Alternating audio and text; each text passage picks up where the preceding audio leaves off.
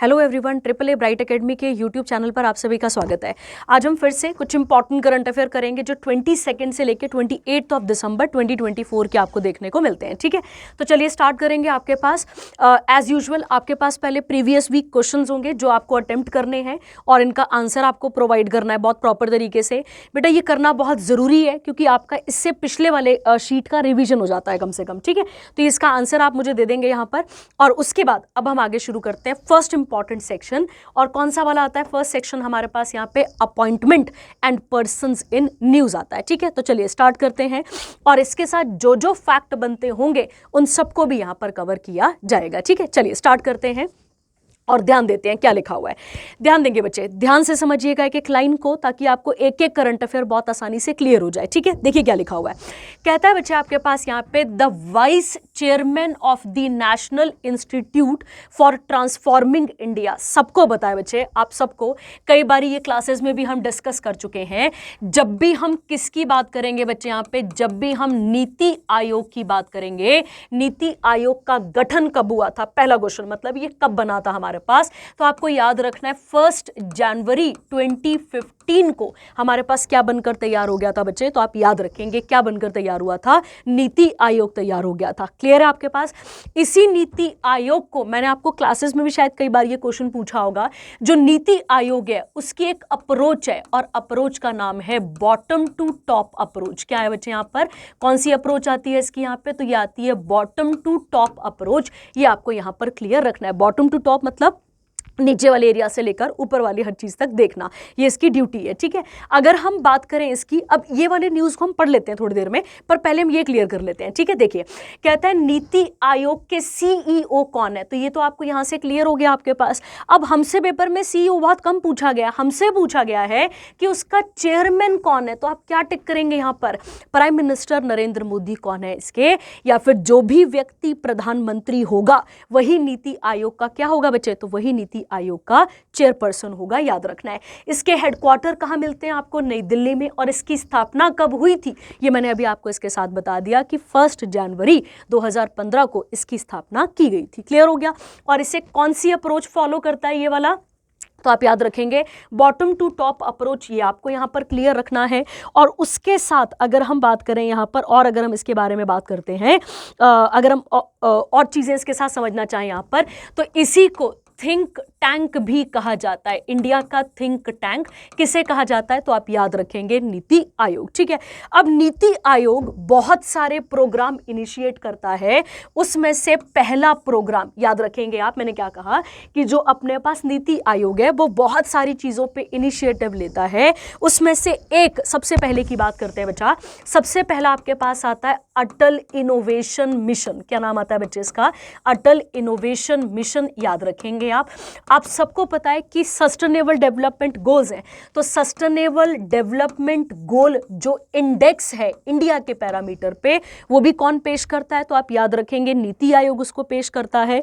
उसके अलावा अगर हम बात करें, एक चलाया था इन्होंने पोषण अभियान। क्या चलाया था बच्चे यहाँ पे? पोषण अभियान, जिसे आप न्यूट्रिशन भी कह देते हैं। उसके अलावा आपको याद रखना है कि एस्पिरेशनल, ध्यान देंगे, एस्पिरेशनल डिस्ट्रिक्ट प्रोग्राम, ये भी किसने चलाया था बच्चे, तो ये भी नीति आयोग के कुछ इंपॉर्टेंट प्रोग्राम हैं या कुछ इंपॉर्टेंट इनिशिएटिव हैं जो आपको पता होने चाहिए। ठीक है, कई बार इनकी रिपोर्ट आती है और वो रिपोर्ट पे लिखा होता है कि this report is published by, तो आपको याद रखना है नीति आयोग, इसका आंसर आपके पास आ जाएगा। ठीक है, तो ये हो गया आपके पास एक्स्ट्रा न्यूज। अब हम बढ़ते हैं मेन न्यूज पे और उसके साथ क्या क्या बनता है ऐड करते हैं। ठीक है, ध्यान देते हैं। देखिए अब ध्यान दीजिएगा क्या लिखा हुआ है। कहता है vice chairman of NITI Aayog. ध्यान देते हैं कौन है यहाँ पर, vice chairman of NITI Aayog. क्या नाम है बच्चे इनका? Suman Bery was appointed as the chairman of economic advisory council to the prime minister. तो पहला क्वेश्चन आपको क्या मिला यहाँ पर कि जो सुमन बेरी हैं, जो कि कौन थे, वाइस चेयरमैन थे किसके, नीति आयोग के, अब उनको क्या बनाया गया है, अब वो वाइस जो अपने पास प्राइम मिनिस्टर की इकोनॉमिक एडवाइजरी काउंसिल है वहां पर गए हैं और वहां के चेयरपर्सन भी ये अपॉइंट हुए हैं। क्लियर हो गया। अब यहां पे एक पॉइंट और लिखा है, क्या ये अपनी सीट से हट गए हैं? बिल्कुल नहीं। इन्हें क्या मिला है? साथ में एक और काम मिला है, एडिशनल चार्ज मिला है। ये आपको यहां पर क्लियर रखना है, ठीक है। क्या मिला है बच्चे? इनको साथ में एडिशनल चार्ज मिला है, ये आपको यहां पर क्लियर रखना है, ठीक है। अब ध्यान देना, अब कौन एक्सपायर हो चुके हैं, मतलब कौन एक्सपायर मतलब कौन मर गए, तो उनका नाम क्या आता है? विवेक देवरॉय, जिनकी डेथ हो गई थी और उनका वैक्यूम था, इसीलिए इसे कौन फुलफिल कर रहे हैं? सुमन बेरी फुलफिल कर रहे हैं।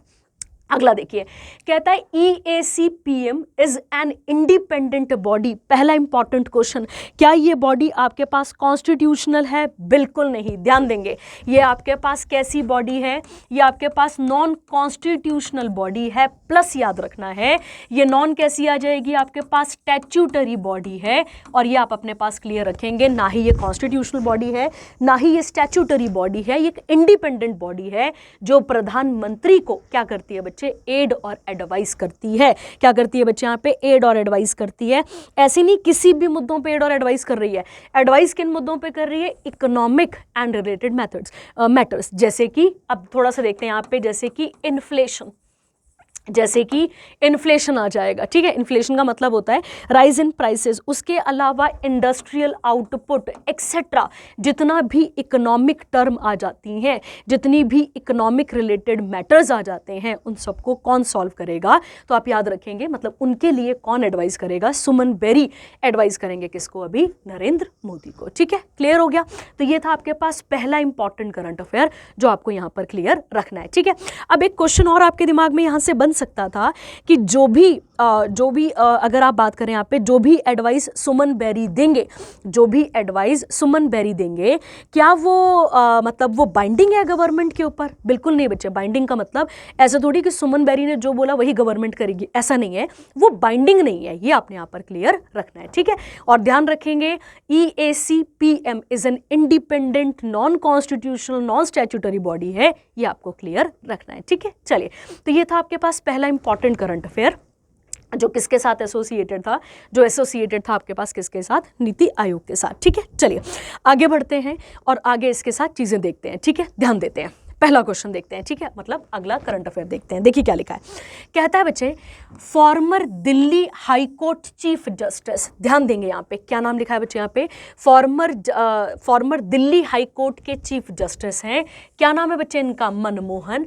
इन्हें अपॉइंट किया गया है एज अ जज ऑफ सुप्रीम कोर्ट। ध्यान देना, क्या बना दिया गया है इनको? तो ये ऑलरेडी सीजे थे। कहाँ के सीजे थे? ये दिल्ली हाई कोर्ट के, और अब इनको कहाँ का वो बनाया गया है? जज बनाया गया है।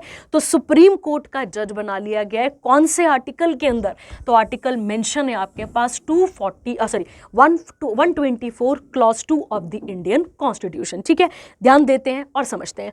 कहता है supreme court now has 33 working जजेस, और स्ट्रेंथ कितनी है टोटल? तो आपको याद रखना है 34, और 34 में एक बंदा क्या होगा बच्चे? एक बंदा होगा CJI, प्लस क्या होंगे आपके पास? 33 अदर जजेस होंगे।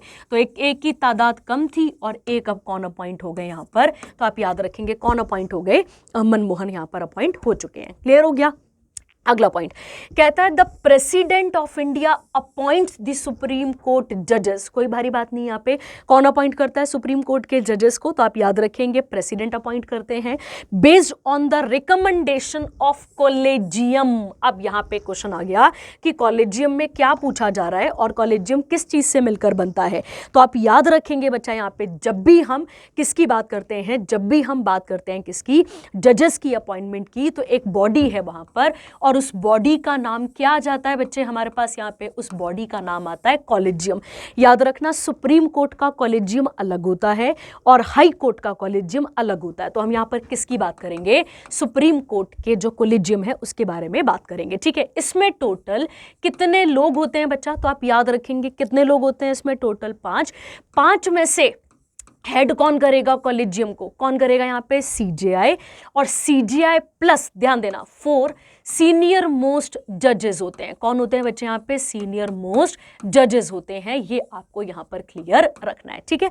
तो कौन होता है कॉलेजियम सिस्टम में? जब भी हम सुप्रीम कोर्ट के कॉलेजियम की बात करेंगे, इसके अंदर कितने लोग आएंगे? टोटल 5। 5 में से एक कौन होगा बच्चे? CJI, और बाकी 4 कौन होंगे आपके पास? सीनियर मोस्ट जजेस होंगे। कहाँ के बच्चे? कोर्ट के। क्लियर हो गया आपके पास यहाँ तक का? अब इसके साथ देखो बेटा, जब इसे इंट्रोड्यूस किया गया था, अब ये अभी का नहीं है, ये बहुत पुराना है, आप इसे याद रखेंगे। और एक और खास बात ये है कि कॉलेजियम के बारे में नॉट मेंशन्ड इन कॉन्स्टिट्यूशन, ये भी अपने दिमाग में क्लियर रखना कि इस कॉलेजियम के बारे में हमारे कॉन्स्टिट्यूशन पे कुछ नहीं लिखा हुआ है, ठीक है। मतलब ये इसी कन्वेंशन के तौर पर बनाया गया होगा, पर ये ओरिजिनलिटी में हमारे कॉन्स्टिट्यूशन में इसके बारे में कहीं पे भी नहीं लिखा हुआ है। क्लियर हो गया आपके पास? अब एक बात और समझते हैं, ठीक है। क्या हुआ था जब मोदी सरकार नई आई थी? मोदी सरकार अपने पास 2014 में आई थी, और 2014 में आते ही इस सरकार ने एक अमेंडमेंट लाने की कोशिश करी थी, जिसका नाम है बच्चे NJAC, जिसका फुल फॉर्म आता है नेशनल जुडिशियल अपॉइंटमेंट कमीशन। इस कमीशन ने पूरी कोशिश करी नेपोटिज्म फैलाने की। मतलब कौन जज बनेगा ये कौन डिसाइड कर रहा था? यहाँ पे NJAC बॉडी कर रही थी, जिसको भारी मतों से, मतलब भारी तरीके से जजेस ने अपोज करा, और बाद में इसे क्या करना पड़ गया बच्चे? तो इसे अबॉलिश करना पड़ गया, ठीक है। तो 2014 में इसे लाने की बात की जाती है, और ठीक 2015 में इतना बैकलैश झेलता है ये, इतनी इसकी बेइज्जती की जाती है, मतलब इतना इसको जलील किया जाता है NJAC को, कि ये फेल हो जाता है, मतलब ये गिर जाता है पूरा का पूरा। और फिर से क्या चलता है यहाँ पर? फिर से कॉलेजियम सिस्टम ही चलता है। तो आज भी अगर जजेस को अपॉइंट करना है तो क्या माध्यम है? तो माध्यम है हमारे पास कॉलेजियम सिस्टम। ये आपने यहां पर क्लियर रखना है, ठीक है। अब देखिए, ये हो गया अपने पास क्लियर। अब आप मुझे बताएंगे कि NJAC कौन से अमेंडमेंट से आया था, आप मुझे बताएंगे, ठीक है। चलिए आगे कहता है बच्चे, यहां पर कहता है सुप्रीम कोर्ट का अगर जज बनना है तो क्या क्या आपके पास क्वालिफिकेशन होनी चाहिए। तो पहला तो आप रट्टा ही मार लेंगे, पहला तो हमेशा आप क्लियर रखेंगे कि क्या होना चाहिए बच्चे? यहाँ पे सिटीजन ऑफ इंडिया होना चाहिए। ये कई बार हम बात कर चुके हैं। कहता है must have served as a high court जज। आप हाई कोर्ट के, किसी भी हाई कोर्ट के आप जज होने चाहिए हो। कितने सालों के लिए बेटा? तो आप कितने सालों के लिए लिखा है यहाँ पे? 5 साल। साथ ही साथ लिखा है आप हाई कोर्ट के क्या होने चाहिए, और लिखा है बच्चे यहाँ पे, और पे गौर करना, और पे यहाँ पे, और आप एडवोकेट होने चाहिए एटलीस्ट कितने सालों के लिए बच्चा? यहाँ पे 10 सालों के लिए। तभी आप क्या बन जाएंगे? तभी आप सुप्रीम कोर्ट के जज बन पाएंगे। क्लियर हो गया? अगला पॉइंट कहता है सुप्रीम कोर्ट के जजेस की आने की कोई एज नहीं है, मतलब उनकी कोई मिनिमम एज नहीं है कि वो कब सुप्रीम कोर्ट आएंगे, पर सुप्रीम कोर्ट से जाने की एज क्लियर है। वो एज कितनी है बच्चा? यहाँ पे 65 है। क्या है बच्चा? यहाँ पे 65। ये आप यहाँ पर क्लियर रखेंगे, ठीक है। क्लियर हो गया? उसके अलावा अब यहाँ से थोड़े से और फैक्ट सीख लेते हैं, एक दो और उसके बारे में बात कर लेते हैं, ठीक है। चलिए, जब भी हम सुप्रीम कोर्ट की बात करेंगे बच्चा, जब भी हम, ये मैंने आपको पिछले लेक्चर पे भी बताया होगा, जब भी हम सुप्रीम कोर्ट की बात करते हैं बच्चे, ठीक है। अब इसके साथ बनने वाला स्टैटिक देख लेते हैं। सबसे पहले सुप्रीम कोर्ट की जब भी हम बात करेंगे बेटा, ये पार्ट नंबर हमारे कॉन्स्टिट्यूशन के पार्ट नंबर 5 आर्टिकल नंबर 124 से लेकर 147 तक आपको देखने को मिलता है, ठीक है। क्लियर हो गया? सबसे पहला क्वेश्चन जो फैक्ट के तौर पर आपके पास यहां पर बनता है कि इंडिया में फर्स्ट सुप्रीम कोर्ट कब एस्टैब्लिश हुई थी, तो आप याद रखेंगे पहली सुप्रीम कोर्ट जो इंडिया में एस्टैब्लिश हुई थी वो कब हुई थी? 1774। और कहां बनी थी बच्चा? ये तो आप याद रखेंगे कैलकाटा में बनी थी। और कौन से एक्ट के अंदर बनी थी? तो एक्ट का नाम क्या था आपके पास? रेगुलेटिंग एक्ट ऑफ 1773 के अंदर बनाई गई थी, ठीक है। ऑल्दो इसके पास आज वाली सुप्रीम कोर्ट की पावर नहीं थी, ये बात अलग है, ठीक है। उसके बाद अगर आप नोटिस करें, गवर्नमेंट ऑफ इंडिया एक्ट आता है, कौन सा वाला? 1935 का, जो अपने आप में एक बहुत ही लेंदी एक्ट है। इसी एक्ट के अंदर बोला गया था बच्चे क्या सेटअप किया जाएगा? फेडरल कोर्ट ऑफ इंडिया को क्या किया जाएगा? सेटअप किया जाएगा। और इसी फेडरल कोर्ट को हमने आज़ादी के बाद क्या नाम दिया? तो 25 जनवरी, ध्यान देंगे आप यहाँ पे, ठीक है, 26 जनवरी 1950 को हमने इसी फेडरल कोर्ट ऑफ इंडिया का नाम बदलकर क्या रख दिया था, सुप्रीम कोर्ट ऑफ इंडिया रखा गया था। क्लियर हो गया। ये हो गया इसका एस्टैब्लिशमेंट वाला। इसकी पहली सिटिंग कब हुई थी, तो आपको याद रखना है 28 जनवरी 1950 को हमारी सुप्रीम कोर्ट की पहली सिटिंग की गई थी। ठीक है, क्लियर हो गया। ये भी आप स्टैटिक इसके साथ का यहाँ पर ऐड कर सकते हैं। ठीक है, इसके अलावा ये तो हो गया हमारे पास सिटिंग तक का, क्लियर हो गया कि 28 जनवरी। अच्छा, पहले अपने पास वो कौन थे, या फर्स्ट अपने पास चीफ जस्टिस कौन थे, तो एच.जे. कानिया थे। ये आपने बिल्कुल भी यहाँ पर भूलना नहीं है। ठीक है, एच.जे. कानिया थे। अब सेकंड हम यहाँ पर बात क्लियर करते हैं कि सुप्रीम कोर्ट की फर्स्ट फीमेल वो कौन थी, जज कौन थी, तो आपका आंसर क्या होगा बच्चे यहाँ पे, फातिमा बीबी, इसका आंसर आपके पास निकल कर आ जाता है। ठीक है, और बीबी मतलब इस तरीके से BIWI है ना।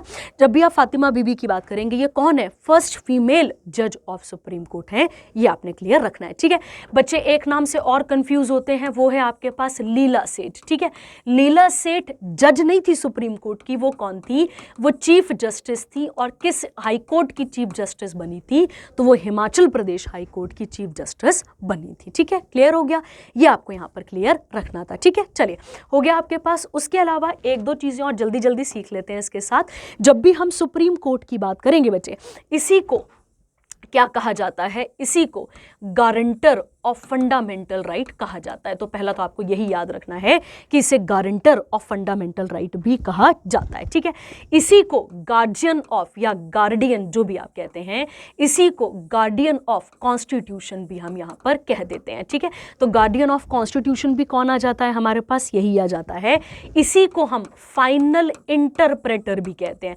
फाइनल इंटरप्रेटर क्यों बोल रहे हैं, क्योंकि सब कुछ तो इसी ने करना है ना बच्चे। ठीक है, और साथ ही साथ ये हमारे पास एक कोर्ट ऑफ रिकॉर्ड है, ध्यान देंगे आप। ठीक है, ये क्या है हमारे पास, कोर्ट ऑफ रिकॉर्ड है। आप मुझे बताएंगे कि कोर्ट ऑफ रिकॉर्ड का मतलब क्या होता है और आर्टिकल कौन सा है इसका, 129। ये आपको यहां पर क्लियर रखना है। ठीक है, चलिए तो ये हो गया आपके पास एक और इंपॉर्टेंट करंट अफेयर, किससे एसोसिएटेड था, सुप्रीम कोर्ट से।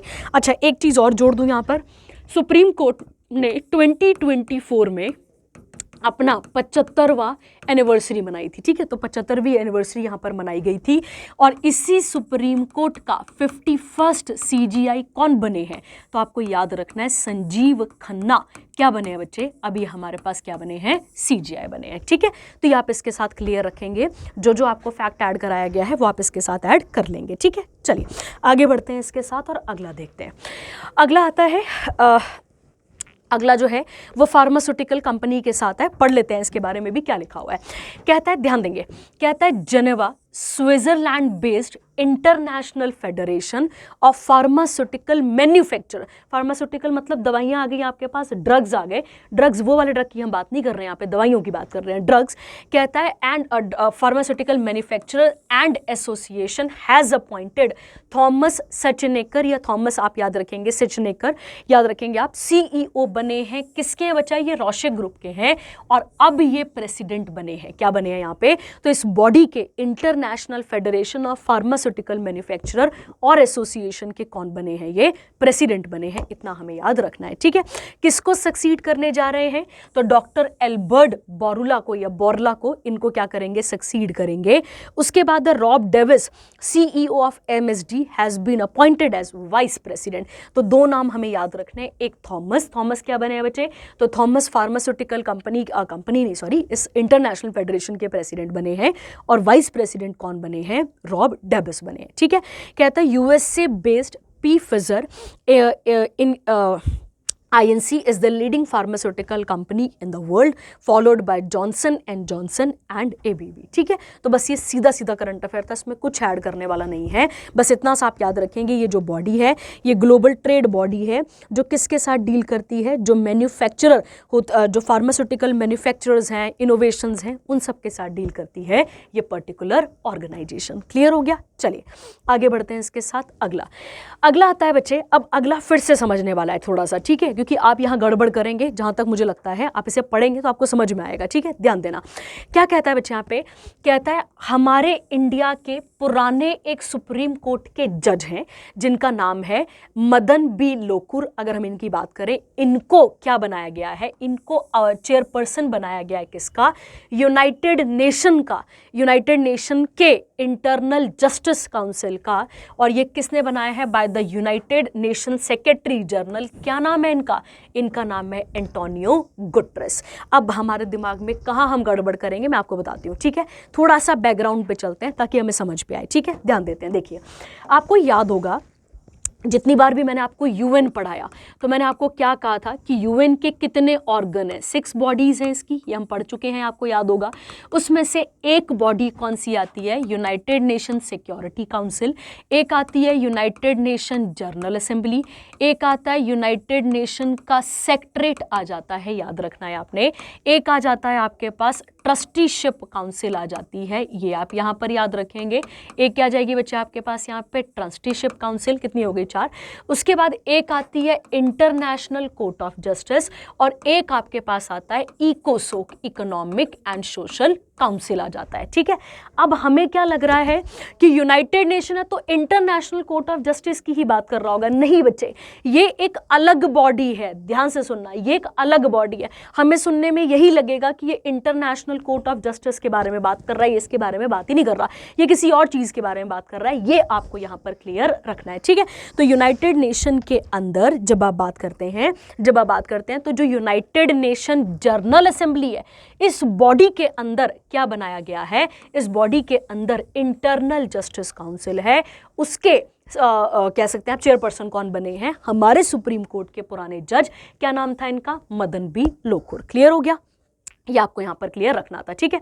चलिए अब यूएन के साथ 2 की फैक्ट सीख लेते हैं फटाफट से, फिर न्यूज़ पे आते हैं, ठीक है। चलिए, जब भी हम यूएन की बात करेंगे बच्चा, आप सबको पता है कि जब फर्स्ट वर्ल्ड वॉर हुई थी तो लीग ऑफ नेशंस बना था, और उस लीग ऑफ नेशन का क्या काम था कि हम आने वाले टाइम पर फ्यूचर पे और कोई क्या नहीं होने देंगे, वर्ल्ड वॉर नहीं होने देंगे। पर क्योंकि 1945 में फिर से क्या हो जाती है बेटा हमारे पास, 39 से 45 क्या होती है हमारे पास, सेकेंड वर्ल्ड वॉर हो जाती है। और उसके बाद 1945 में, अगर हम एग्जैक्ट डेट देखें तो 24 अक्टूबर 1945 को, नोटिस करेंगे आप इसे, 24 अक्टूबर 1945 को क्या बनती है बच्चे, हमारे पास एक बॉडी बनती है, और बॉडी का नाम क्या था, यूएन। ये आपने यहां पर क्लियर रखना है, क्या नाम था बेटा इस बॉडी का, यूएन। ये आप यहां पर क्लियर रखेंगे, ठीक है।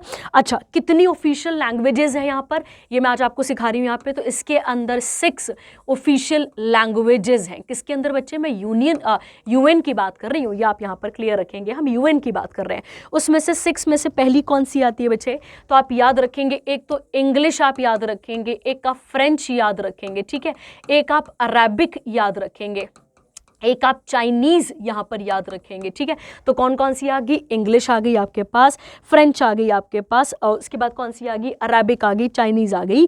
उसके अलावा रशियन और स्पेनिश, ठीक है, रशियन, ठीक है, रशियन, और एक आ जाती है आपके पास स्पेनिश। ये आप यहाँ पर क्लियर रखेंगे। तो 4 2 6, ठीक है। तो हो गया आपके पास कितनी ऑफिशियल लैंग्वेज है बच्चे, यहाँ पे 6 है, ये आपको यहाँ पर क्लियर रखना है, ठीक है। चलिए, तो ये हो गया यूएन के बारे में, क्लियर हो गया।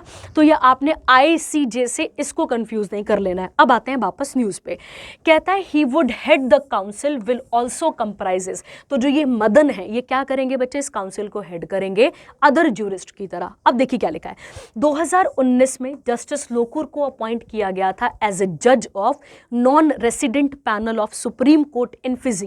तो इन्हें फिजी में भी अपॉइंट किया जा चुका है, और ये ऐसा करने वाले पहले इंडियन जज बन जाते हैं जो किसी और कंट्री की सुप्रीम कोर्ट पे जाकर अपॉइंट किए गए थे, ठीक है, क्लियर हो गया। अब पढ़ते हैं यही वाली न्यूज के बारे में। देखिए, कहता है यूएनजीए का जो कौन सा है, आईजेसी मतलब internal justice council, part of a new system to ensure independence, professionalism and accountability in the UN justice system, ठीक है। तो क्यों बनाया गया है इनको, ताकि जस्टिस में और अकाउंटेबिलिटी रहे, क्लियरिटी रहे, इन सब चीज़ों के लिए बनाया गया है, ठीक है। तो आई होप आपको यहाँ तक चीज़ें पहले थोड़ी बहुत क्लियर हुई होंगी, ठीक है। चलिए, तो कंफ्यूज नहीं होना है, ठीक है। अगला कहता है यूएनजीए अपॉइंट द जजेस ऑफ द यूएन डिस्प्यूट। अब ध्यान देना यहाँ पे, ये हमारे लिए आपके लिए नहीं है, तो ये किसका है, ये यूएन की ही एक बॉडी के अंदर एक छोटी सी बॉडी है जो यूएन के डिस्प्यूट्स को झेलती है, जैसे डिस्प्यूटिव ट्रिब्यूनल और उसके बाद है अपील ट्रिब्यूनल। ये आपने यहाँ पर क्लियर रखना है। नो टू जजेस in the either tribunal can be from the same country, नहीं भी याद रहेगा चलेगा, इसमें इतना कोई ज्यादा नहीं है। कहता IJC recommends 2 or 3 candidate for each vacancy to the general assembly considering geographical distribution. ठीक है, तो इस तरीके से लोग यहाँ पर आते होंगे। कितने लिखे हैं बच्चे यहाँ पे, टोटल कितने मेंबर्स होते हैं, 5 मेंबर्स होते हैं, याद रखना है आपने।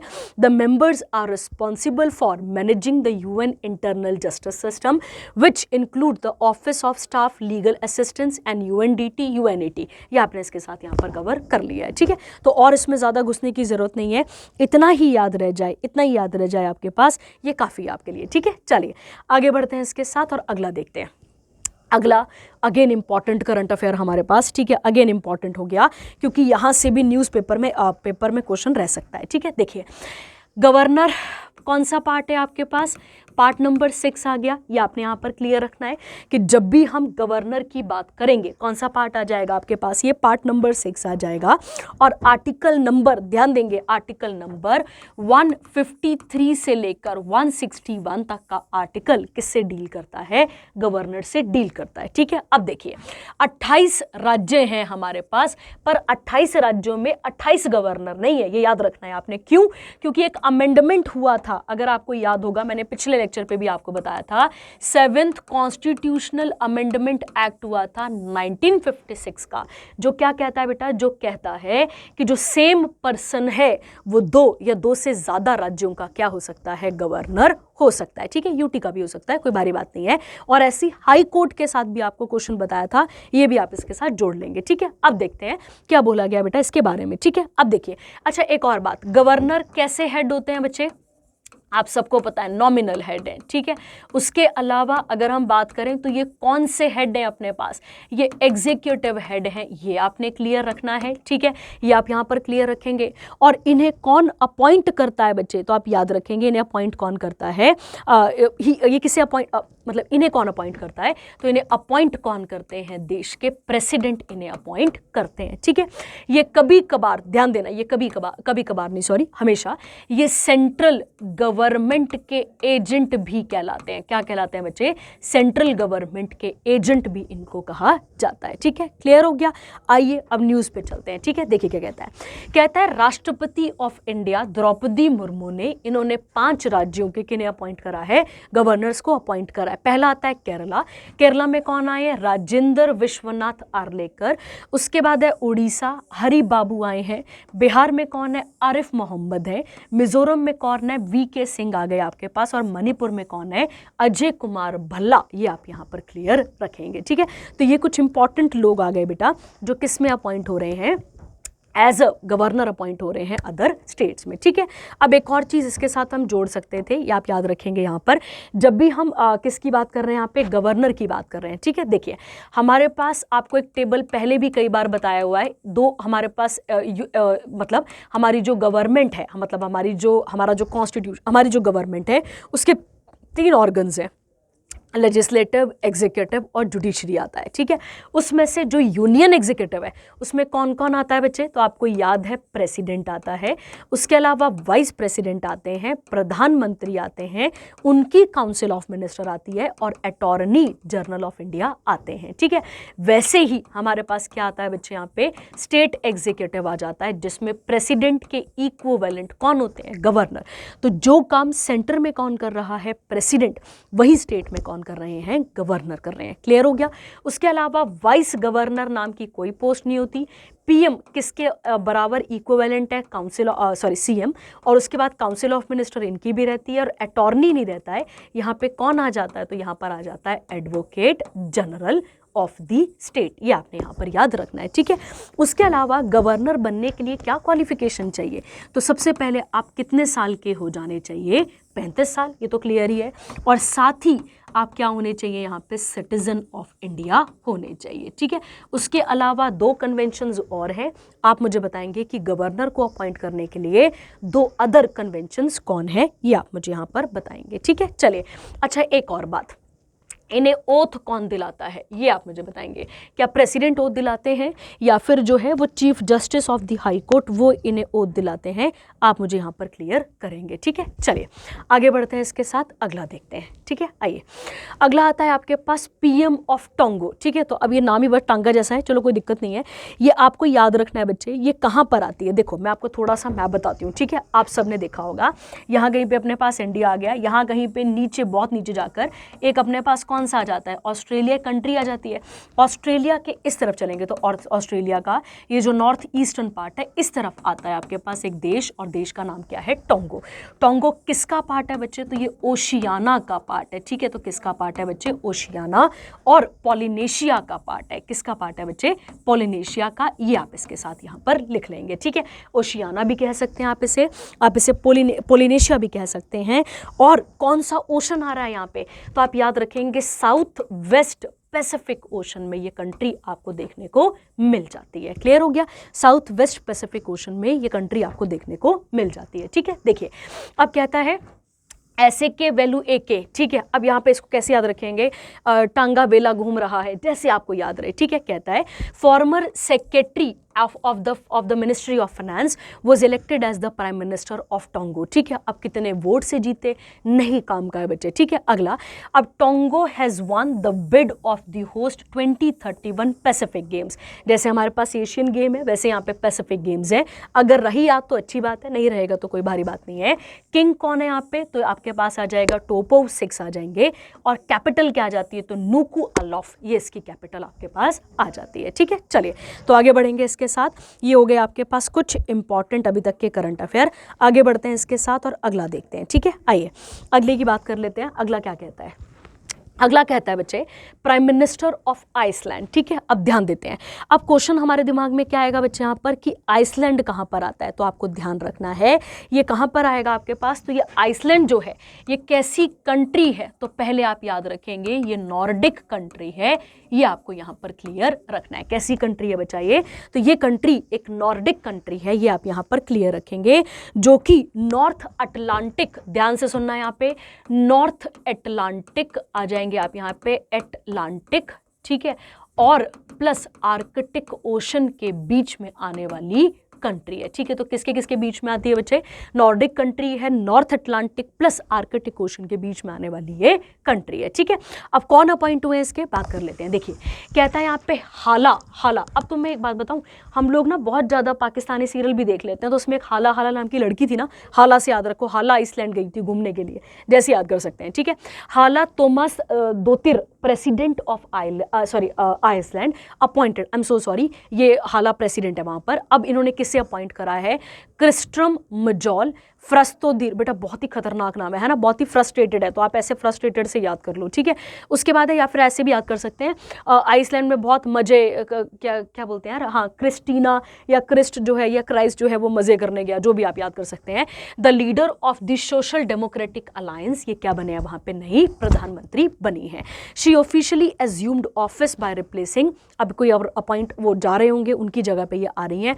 कितने वोट हैं, हमारे काम का नहीं है, ये आप यहाँ पर याद रखेंगे। ठीक है, अब देखो कहता है क्रिस्ट्रम जो है, ये जो मोजो करने गई हुई है वहां पर, ये क्या है बेटा, ये जो है वो यंगेस्ट पीएम बन गई, किसकी, आइसलैंडिक हिस्ट्री के अंदर। ठीक है, तो यंगेस्ट मतलब एज कितनी लिखी है यहाँ पे, 36, ये आप यहाँ पर क्लियर रखेंगे। ठीक है, चलिए आगे बढ़ते हैं इसके साथ, अगला देखते हैं। अगला, for the first time the Iceland that the leaders of all governing parties will be women, and the first time that the country will have a female prime minister and female president. और Iceland की capital क्या है आपके पास, रेकाजविक, ये आप यहाँ पर clear रखेंगे। ठीक है, तो ये आ गई आपके पास इसकी कैपिटल आ गई। ठीक है, चलिए आगे बढ़ते हैं। अगला आता है अब आपके पास कौन सा सेक्शन, यहाँ पे अगला सेक्शन हमारे पास आता है कौन सा वाला, नेशनल वाला। ठीक है, चलिए बात करते हैं इसके बारे में और ध्यान से इसके बारे में भी समझ लेते हैं। ठीक है, देखिए कहता है according to ministry of new and renewable energy, ध्यान देंगे बच्चे, क्या लिखा है यहाँ पे, कौन से मंत्रालय की बात हुई है यहाँ पे, तो आप याद रखेंगे न्यू एंड रिन्यूएबल एनर्जी। किसके पास है ये मंत्रालय हमारा, तो आप याद रखेंगे ये प्रहलाद जोशी के पास है। किसके पास है बच्चे यहाँ पर, ये प्रहलाद जोशी के पास है ये मंत्रालय। डेटा रिलीज करा है इन्होंने, और इनके अकॉर्डिंग गुजरात, महाराष्ट्र और यूपी, ये टॉप 3 ऐसे स्टेट्स हैं जहां पे लोगों ने एक योजना योजना चलाई गई थी, लोगों ने नहीं चलाई थी, सरकार ने योजना चलाई थी। योजना का नाम था प्रधानमंत्री सूर्य घर मुफ्त बिजली योजना, क्योंकि हम रिन्यूएबल एनर्जी की तरफ बढ़ रहे हैं भैया, है ना। अगर आपको याद होगा तो जब हम रिन्यूएबल एनर्जी की तरफ बढ़ रहे हैं तो हमने अपने ही घरों की छत पे क्या लगाए, फोटोवोल्टिक सेल लगाए और उनसे बिजली को लाने की बात यहां पर हमने करी थी, ठीक है। तो कौन कौन से 3 राज्य टॉप कर रहे हैं, गुजरात, महाराष्ट्र और उत्तर प्रदेश, ये आपको यहां पर क्लियर रखना है, ठीक है। As per the data Gujarat सारे राज्यों में क्या कर रहा है, टॉप कर रहा है, 286,545 रूफटॉप इंस्टॉलेशंस। उसके बाद महाराष्ट्र है, उसके बाद यूपी है, ये आप यहां पर क्लियर रखेंगे, ठीक है। तो अगेन ये करंट अफेयर हमारे पास इंपॉर्टेंट है और आप इसे क्लियर यहां पर रखेंगे, ठीक है। देखिए अब आते हैं स्कीम के ऊपर और स्कीम से बनने वाले क्वेश्चन के बारे में बात कर लेते हैं, ठीक है। जब भी हम स्कीम की बात करेंगे, पहला क्वेश्चन, ये सरकारी स्कीम है, सरकारी मतलब भारत सरकार की स्कीम है। एक होता है ना सेंटर की स्कीम है या दोनों मिक्स करके चलाते हैं, ये वो नहीं है। ये किसकी स्कीम है बच्चे, तो आप याद रखेंगे ये गवर्नमेंट की स्कीम है, याद रखना है, जिसका मेन एम क्या है, फ्री इलेक्ट्रिसिटी प्रोवाइड करना हर घर को, ठीक है, हर हाउस होल्ड के लिए फ्री इलेक्ट्रिसिटी प्रोवाइड करना, ये इसका एम है। इसे लॉन्च किया गया था कब बच्चे, 15 फरवरी 2024 को। इसे अभी इसी पिछले साल क्या किया गया था, लॉन्च किया गया था। ये आपने यहां पर क्लियर रखना है। क्लियर हो गया, हाँ या ना बेटा, क्लियर हो गया। अगला देखते हैं, ठीक है।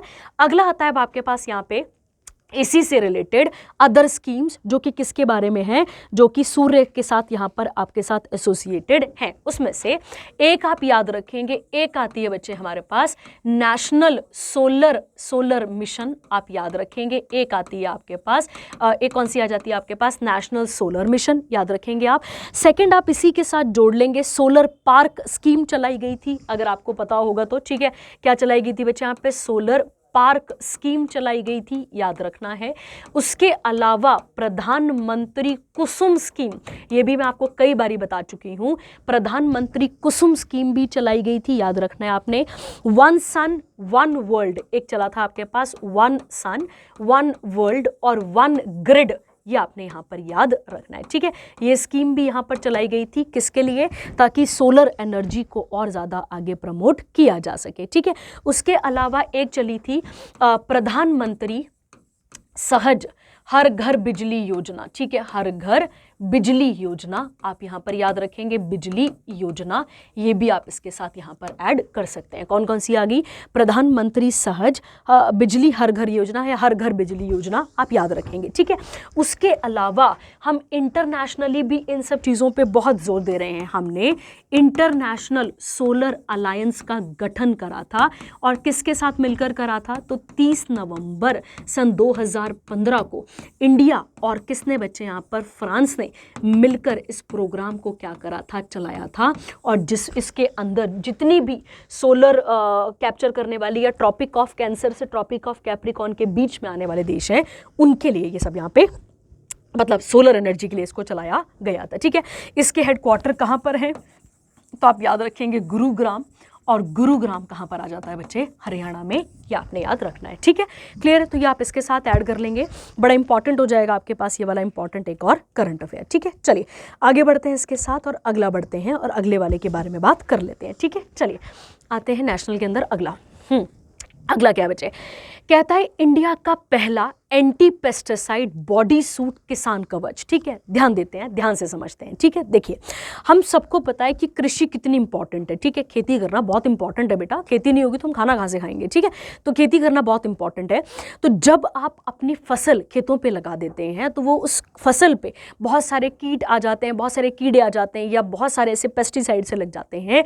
उन सबको दूर करने के लिए किसान क्या करता है, एक आपने देखा होगा, एक पंप लेकर जाते हैं और अपने खेतों पे क्या करते हैं बच्चे, वहाँ पे स्प्रे करते हैं।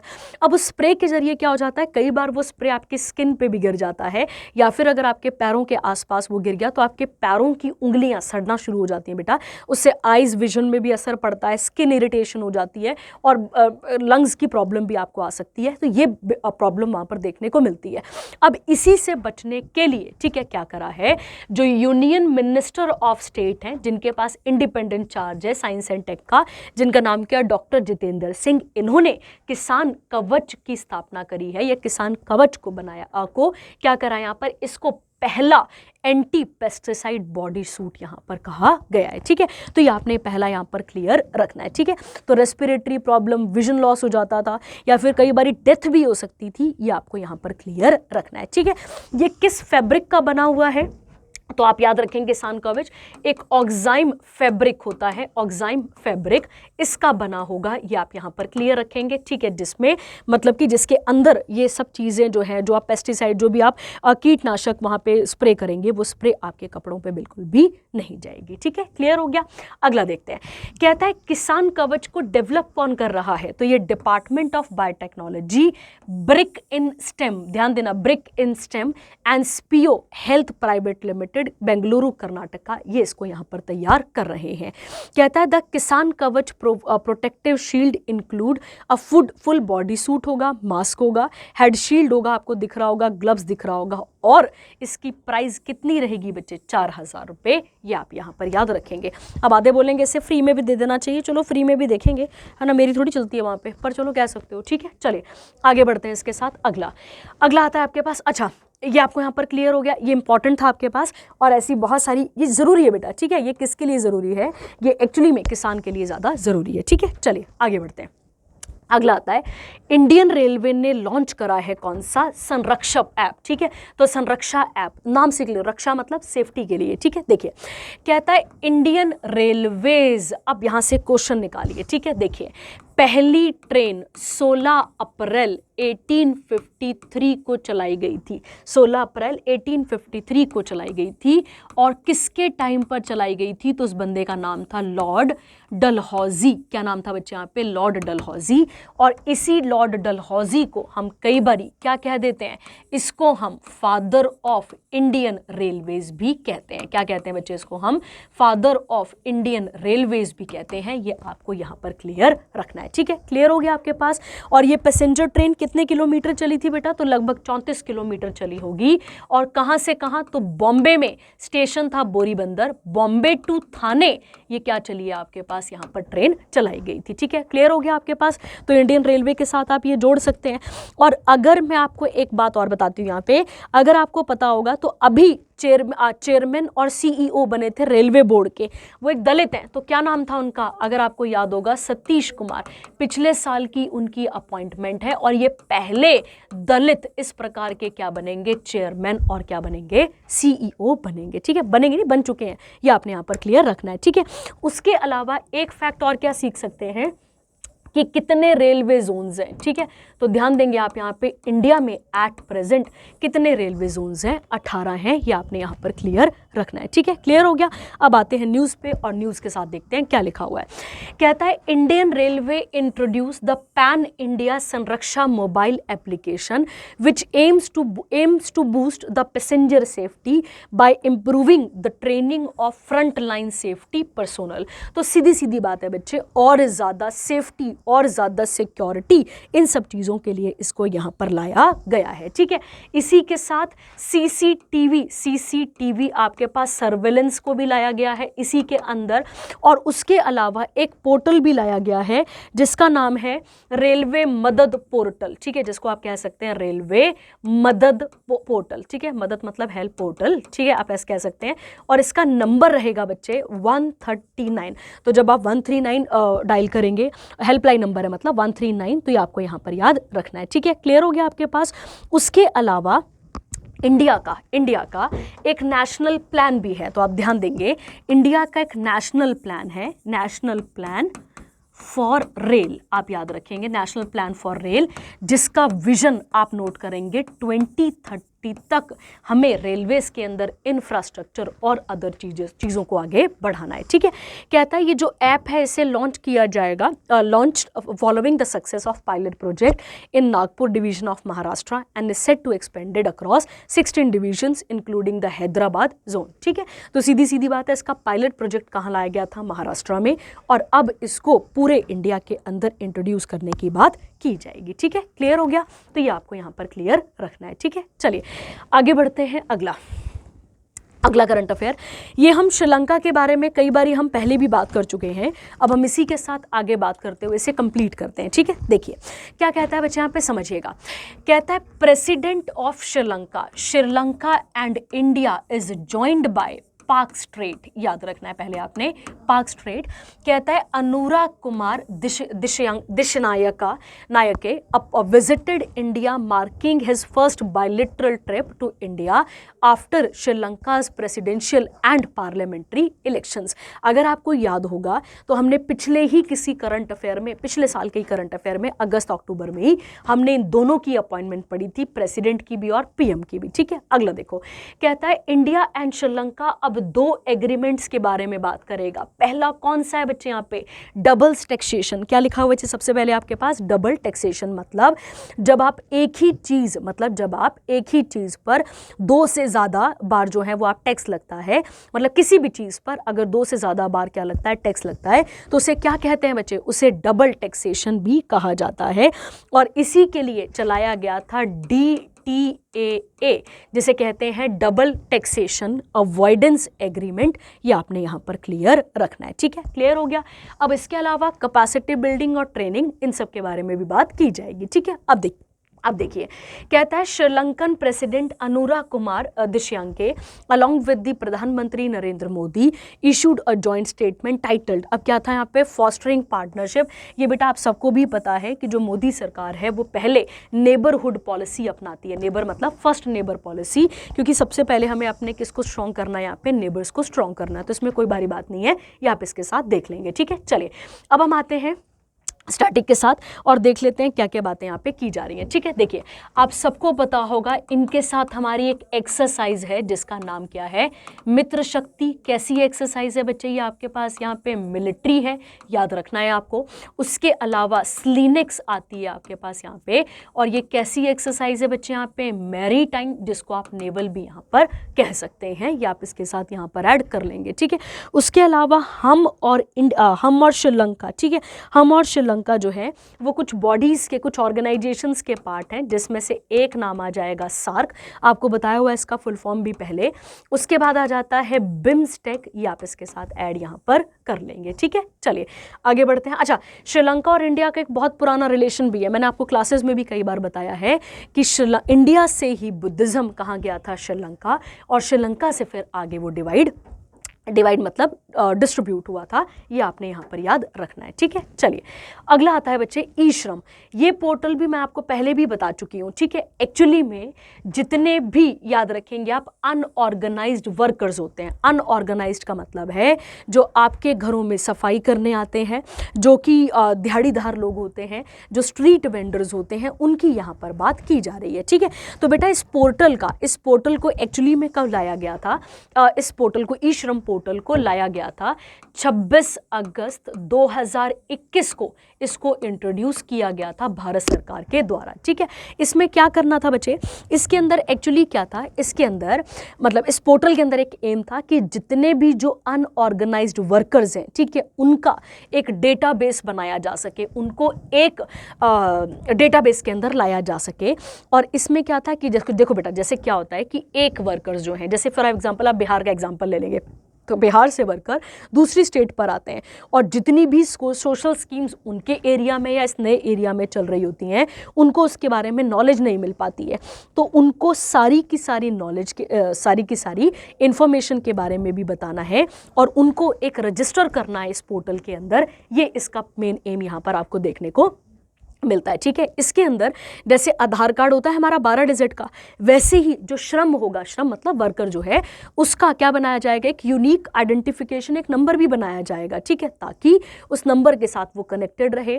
फिर उसका बैंक खाता भी होगा जिसमें उसको पैसे भी आते रहे सरकार की तरफ से, जो सरकार स्कीमें उनके लिए चलाती है। ठीक है, अब देखिए न्यूज़ पे आते हैं, क्या कहता है। कहता है ई श्रम पोर्टल ये वर्ल्ड का लार्जेस्ट डेटाबेस है जो किसे कवर करता है, अनऑर्गेनाइज्ड वर्कर्स को। द हैज़ रिकॉर्डेड 304802 मतलब 30.48 करोड़ रजिस्ट्रेशन टिल 19 दिसंबर 2024।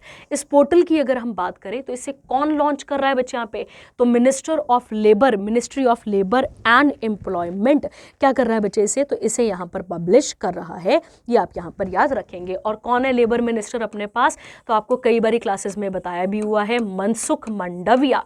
ठीक है, ये कौन आ जाते हैं आपके पास, इसके मंत्री आ जाते हैं। कहता है on 26 August 2021 which aims to support the unorganised workforce vital to India's economy, it create a national database of unorganised and verified with Aadhaar. ये मैंने आपको बता दिया कि ताकि उन्हें हर चीज़ की फैसिलिटी, सारी चीज़ें उनको प्रोवाइड की जा सकें। ठीक है, तो ये आपने इसके साथ याद रखना है। ठीक है, उसके अलावा 1 May is celebrated as international labour day, तो आप ये वाला यहाँ पर पॉइंट क्लियर रखेंगे। ठीक है, 1 मई को क्या मनाया जाता है बच्चे, इंटरनेशनल लेबर डे मनाया जाता है, ये आपने यहाँ पर याद रखना है। ठीक है, उसके अलावा अगर हम नोटिस करें बच्चे तो और भी बहुत सारी स्कीम्स हैं, जैसे मनरेगा आप कह सकते हैं, जिसे मनरेगा भी कहा जाता है। ठीक है, ये भी किसके साथ है, तो ये भी इसी तबके अनऑर्गेनाइज्ड लोगों के लिए स्कीम को चलाया गया था, याद रखना है आपने। उसके बाद है प्रधानमंत्री रोजगार प्रोत्साहन योजना। ठीक है, प्रोत्साहन योजना, ये आप इसके साथ ऐड कर लेंगे। और भी बहुत सारी योजनाएं, श्रम है, ठीक है, बहुत सारी हैं जो किसके लिए लाई गई थी, इन अनऑर्गेनाइज्ड वर्कर्स के लिए लाई गई थी। ठीक है, चलिए आगे बढ़ते हैं, अगला देखते हैं। अगला आता है, अगला कहता है बिजिएस्ट डोमेस्टिक फ्लाइट रूट इन 2024। अब ध्यान देंगे क्या बोला गया है। ठीक है, देखो कहता है यूनाइटेड किंगडम का एक global trade data provided official airline guide है जिसने अपनी रिपोर्ट को पेश करा है, और रिपोर्ट का नाम क्या है, busiest flight route in the world 2024। इसके अकॉर्डिंग अगर इंडिया में देखा जाए तो मुंबई से जो दिल्ली का रूट है in India ranked 8th busiest domestic route, याद रखना है आपने, in the world with airline operating 7.963 million seats, ये आपने यहाँ पर याद रखना है। ठीक है, कहता है बिजिएस्ट कौन सा है, तो हांगकांग वाला आ जाएगा, ताइपेई वाला। उसके अलावा सेकंड पे कौन आता है, कायरो टू जिहाद, और सियोल से लेके टोक्यो तक का सेकंड और थर्ड पोजीशन पे आता है। तो और कुछ नहीं है इस पे करने वाला, सीधा फैक्चुअल करंट अफेयर था, ये आप इसके साथ यहाँ पर ऐड कर लेंगे। ठीक है, चलिए आगे बढ़ते हैं इसके साथ और अगला करंट अफेयर देखते हैं। ठीक है, अगला इंपॉर्टेंट करंट अफेयर अगला कहता है गवर्नमेंट ऑफ इंडिया ने नो डिटेंशन पॉलिसी को इंट्रोड्यूस कर दिया है अब, और कब से कब तक, कौन से बच्चों के लिए, क्लास 5th से लेकर 8th तक के बच्चों के लिए इसे इंट्रोड्यूस किया गया है। ठीक है, देखिए क्या है, एक्चुअली में इसका ड्रॉबैक भी है और इसका फ़ायदा भी बहुत है। ठीक है, अगर आप नोटिस करें, कभी भी आप एनजीओ जाइए, ठीक है, किसी भी नियर बाय एनजीओ में जाइए, आप किसी भी सरकारी स्कूल के बच्चे के पास जाएंगे तो आप देखेंगे कि उनको 8वीं तक पास करने की एक पॉलिसी चली हुई है। ठीक है, चाहे उन्हें पढ़ना लिखना ना भी आता हो, उनको साइन करने ना आता हो, नाम लिखना ना आता हो, पर आप देखेंगे कि उनको जो है वो पास करने का एक प्रावधान चल रखा है। उस पास करने के प्रावधान को अब क्या कर दिया गया है, ख़त्म कर दिया गया है, ख़त्म करने की बात की जा रही है। कुछ स्टेट्स ने इसे अडॉप्ट कर लिया है और कुछ अभी भी इसके फेवर में नहीं है। ठीक है, चलिए आते हैं, बात करते हैं। कहता है गवर्नमेंट ऑफ इंडिया ने अबॉलिश कर दिया है नो डिटेंशन पॉलिसी को, कौन कौन सी क्लास के लिए, क्लास 5 एंड 8वीं, allowing school to fail students who not clear year end exams. अगर मतलब छोटे बच्चों के लिए ये, अगर उन्होंने ये एग्जाम्स क्वालिफाई नहीं करे तो वो अगली क्लास में नहीं जाएंगे।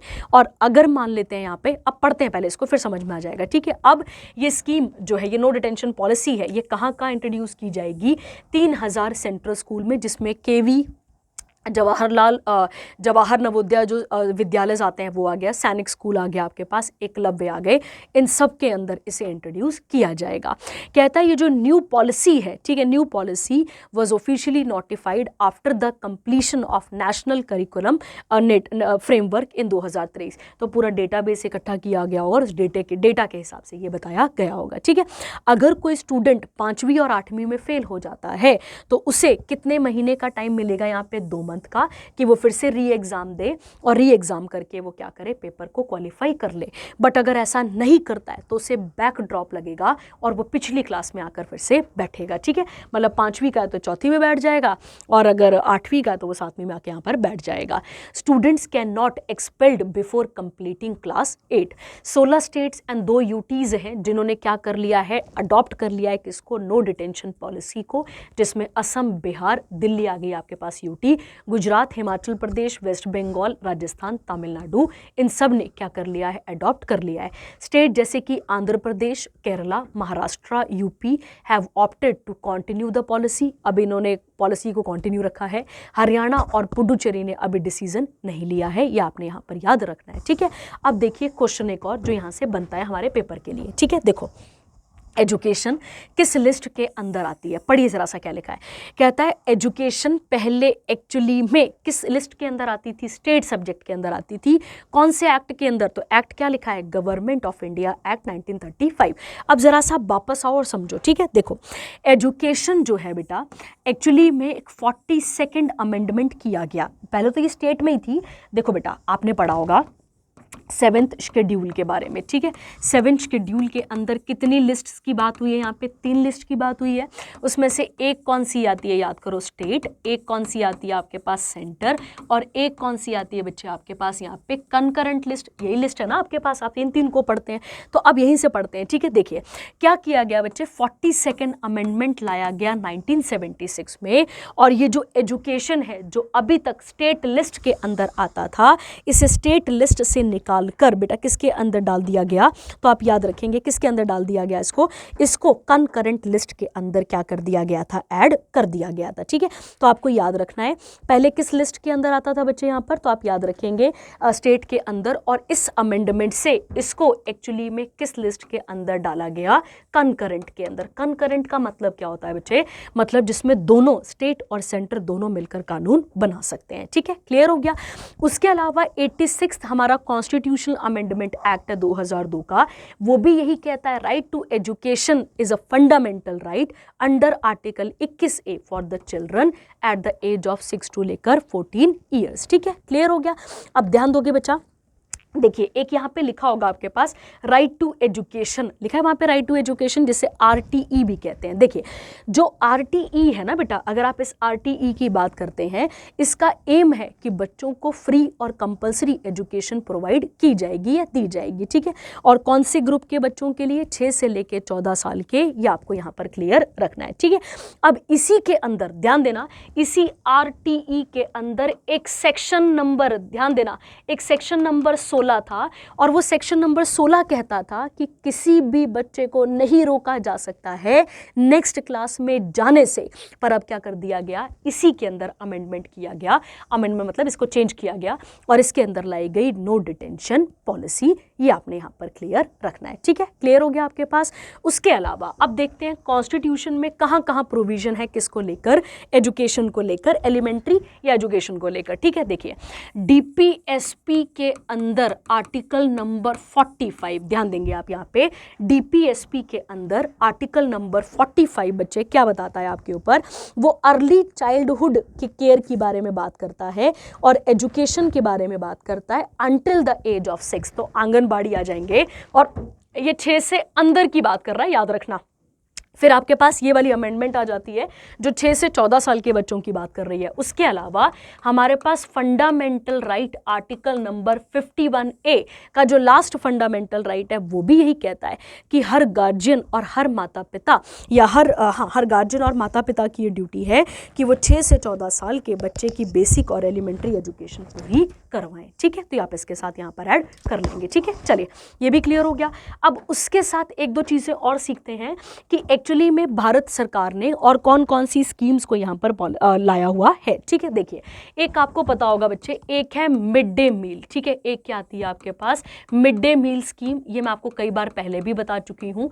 उसके अलावा सर्व शिक्षा अभियान क्या आता है आपके पास यहाँ पे, सर्व शिक्षा अभियान, ये आप यहाँ पर याद रखेंगे, एक ये भी स्कीम आ जाती है। उसके अलावा नेशनल एजुकेशन पॉलिसी आई थी, कब बेटा? 2020। ये भी आप इसके साथ यहाँ पर ऐड कर सकते हैं, ठीक है। और भी बहुत सारी स्कीम्स हैं आपके पास यहाँ पर जिनको इनिशिएट यहाँ पर किया गया था, ठीक है। चलिए आगे बढ़ते हैं, इसके साथ अगला आता है। अगला कहता है यहाँ पर special centenary tribute at Kolkata airport celebration, ठीक है। ध्यान देते हैं, ध्यान से समझते हैं, ठीक है। देखिए सैनिटरी का मतलब हो गया बेटा 100 साल, ठीक है। सैनिटरी का मतलब क्या हो गया यहाँ पे? 100 साल। कहता है मिनिस्ट्री ऑफ सिविल एविएशन ने लॉन्च करी है उड़ान यात्री कैफे। सुनो जरा सा, तुम्हें याद होगा हमने बहुत टाइम पहले एक स्कीम पढ़ी थी जिसका नाम क्या था बच्चे? जिसका नाम था उड़े देश का आम नागरिक। अभी हमने करंट अफेयर में कुछ ही महीने पहले पढ़ी है, उड़े देश का आम नागरिक, ये इसका फुल फॉर्म है, उड़े देश का आम नागरिक।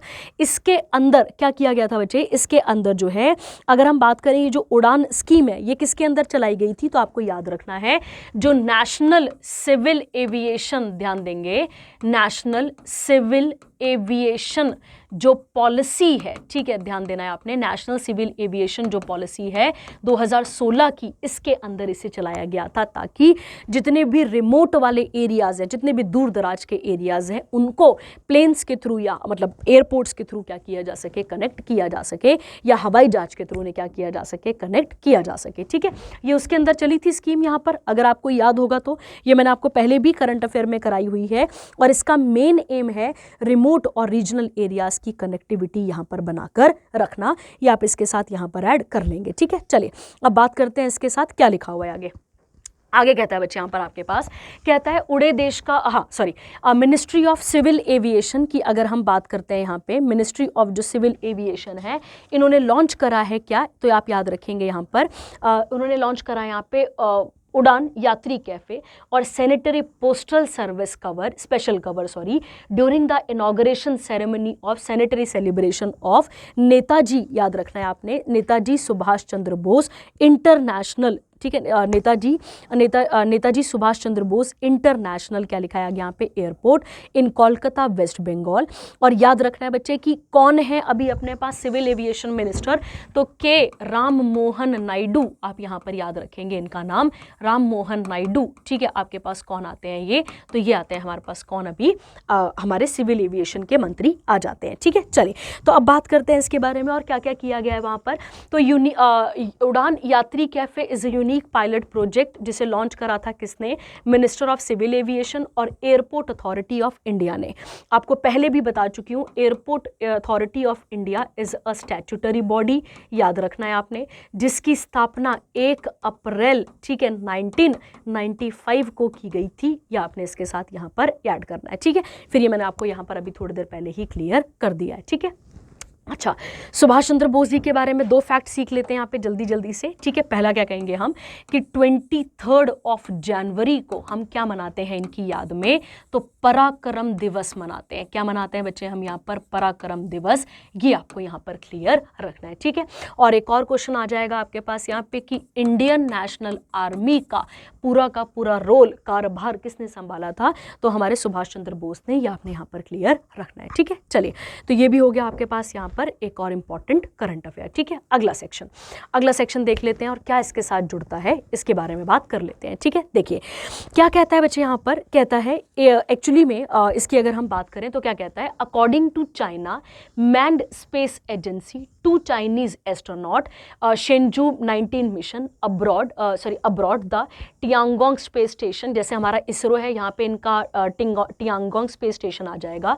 इन्होंने एक मिशन को अपना कंप्लीट करा है और कितने घंटे में करा है बच्चे? 9 घंटे में, और एक न्यू वर्ल्ड रिकॉर्ड बना दिया है, longest duration of space walk, ठीक है। अब समझो बच्चे, जब भी कोई एस्ट्रोनॉट इंटरनेशनल स्पेस स्टेशन या स्पेस क्राफ्ट से बाहर निकलता है तो वो एक सेफ्टी चैनल से बंधा रहता है। ध्यान देंगे, जब भी कोई एक एस्ट्रोनॉट हो गया आपके पास, जब भी कोई एक एस्ट्रोनॉट इंटरनेशनल स्पेस स्टेशन या अपने स्पेस क्राफ्ट से बाहर निकलकर बाहर की दुनिया को और ऑब्जर्व करता है, पर याद रखना ऐसे नहीं कि वो कहीं कूद ही जाएगा, ऐसे तो वो लुप्त ही हो जाएगा पूरे यूनिवर्स में, पर वो एक सेफ्टी चैनल के साथ बंधा रहता है अपने स्पेस क्राफ्ट या ISS के साथ, तो वो वहाँ पर उसके साथ जुड़ा रहता है। और इस तरीके से 9 घंटे तक आप देखेंगे यहाँ पे 9 घंटे setting a new world record. तो longest duration of space walk आपके पास बन चुका है। ठीक है, मिशन कमांडर कौन थे, हमारे किसी काम का नहीं है, बस आपने याद रखना है। ठीक है, अब देखो क्या कहता है, कहता है पहले सोवियत यूनियन, जिसे रशिया आप कहेंगे, became the first country to carry a space walk in 1965 for about 12 minutes. तो आप देख लेंगे पहले 12 मिनट था, अब 9 घंटे आ गया, ये देख लेंगे इसके साथ का। ठीक है, चलिए आगे बढ़ते हैं इसके साथ और अगले बारे के बारे में बात कर लेते हैं। ठीक है, चलिए आइए। अगला कहता है पीएम मोदी ने विजिट करा है कहाँ पर, कुवैत में। अब पहला क्वेश्चन देखो, कुवैत कहाँ पर आता है, तो कुवैत कहाँ पर आ जाएगा आपके पास, वेस्ट एशिया में, ये आपने यहाँ पर याद रखना है। और इसकी कैपिटल क्या आ जाती है, तो कुवैत की कुवैत सिटी ही कैपिटल आ जाती है। ठीक है, अब देखते हैं क्या बोला गया है। कहता है प्रधानमंत्री नरेंद्र मोदी ने 2 दिनों का विजिट करा है कहाँ पर, कुवैत में। और किसने बुलाया था उन्हें, तो शेख मिशल एल अहमद अल जबैर, ये तो बेटा पूरे खानदान का नाम इसी के अंदर आ जाता है। ठीक है, द अमीर of the state of Kuwait, इन्होंने इनको इन्वाइट करा था। ठीक है, अब देखो पहले कौन गई थी यहाँ से, तो पहले इंदिरा गांधी गई थी, याद रखना है आपने, आज से कोई 43 साल पहले 1981 में। अब जब मोदी गए वहां पे तो 4 चीजों के ऊपर MOU साइन हुआ है। पहली कौन सी आती है बच्चे यहाँ पे, डिफेंस, उसके अलावा स्पोर्ट्स, और कौन कौन सा आता है आपके पास, कल्चरल कॉपरेशन, ये आप इसके साथ यहाँ पर ऐड करेंगे। ठीक है, अब इसी कुवैत ने एक इच्छा जताई थी कि उसे किसको ज्वाइन करना है, इंटरनेशनल सोलर अलायंस को, ये आप देख लेंगे। और वही सोलर अलायंस है जिसके बारे में अभी हमने थोड़ी देर पहले ही बात करी है। ठीक है, इसके साथ उनको वहां का हाईएस्ट नेशनल अवार्ड भी मिला है, जिसका नाम है order of Mubarak the great, ये इनको अवार्ड वहां पर भी दिया गया है। ठीक है, तो अवार्ड का एक्चुअली में नाम है विसम मुबारक अल कबीर। तो बेटा बहुत ही खतरनाक नाम है, ये आप इसके साथ देख लेंगे। और ये अवार्ड इनको यहाँ पर, अवार्ड नहीं ऑनर दिया गया है, ये आप इसके साथ ऐड कर लेंगे। ठीक है, उसके अलावा कहता है मोदी ने अटेंड करी है कौन सी, opening ceremony of 26th Arabian Gulf cup in Kuwait, which was organised by Kuwait और विद पार्टिसिपेशन ऑफ 8 कंट्रीज। अब लिखा है यहाँ पे गल्फ कॉपरेशन काउंसिल। अब नाम से क्लियर हो रहा है बच्चे, गल्फ कंट्रीज की यहाँ पर बात की जा रही है। इस GCC को का संगठन या इसको गठन कब किया गया था, तो आप याद रखेंगे 1981 में इसे क्या किया गया था, इसका गठन किया गया था, याद रखना है आपने।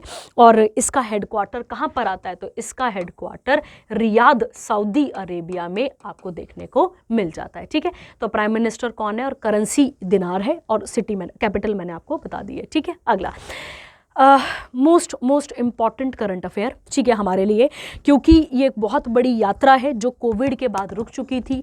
जो मतलब एक हवाई जहाज के थ्रू जा सकते थे, वो पूरा का पूरा रूट अभी तक बंद था और अब इसे ओपन करने की बात की जा रही है। ठीक है,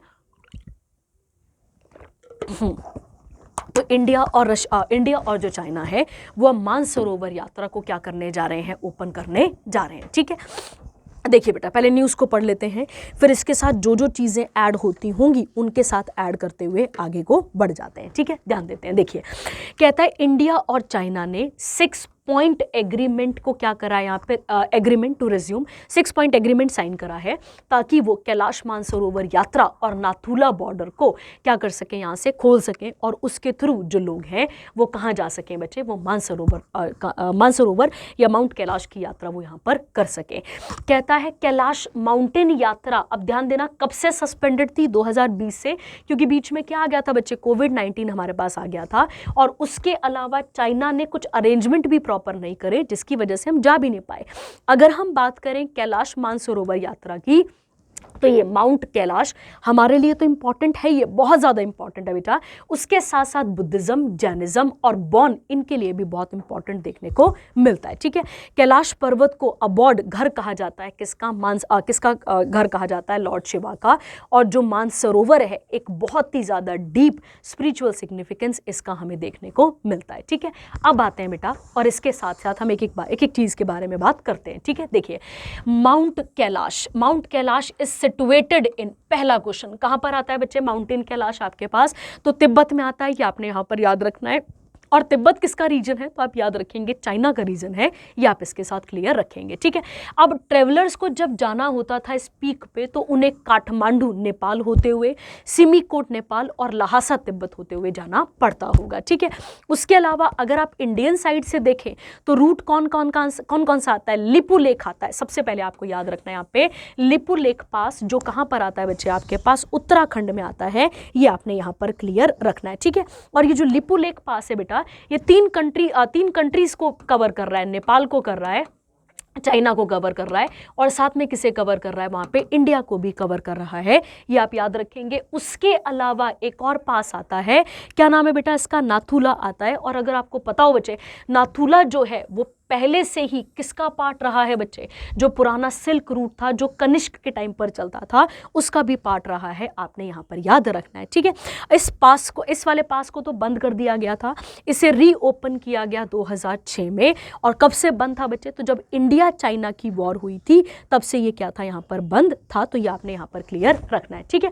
अब वापस आते हैं और समझते हैं। यहाँ पर देखो, अभी आपने पढ़ा थोड़ी देर पहले कि ये किस किस के लिए बहुत इंपॉर्टेंट है, तो अभी आपने पढ़ा ये किस किस के लिए इंपॉर्टेंट है, हिंदुइज्म के लिए, तो हमारे लिए तो लॉर्ड शिवा के लिए इंपॉर्टेंट है।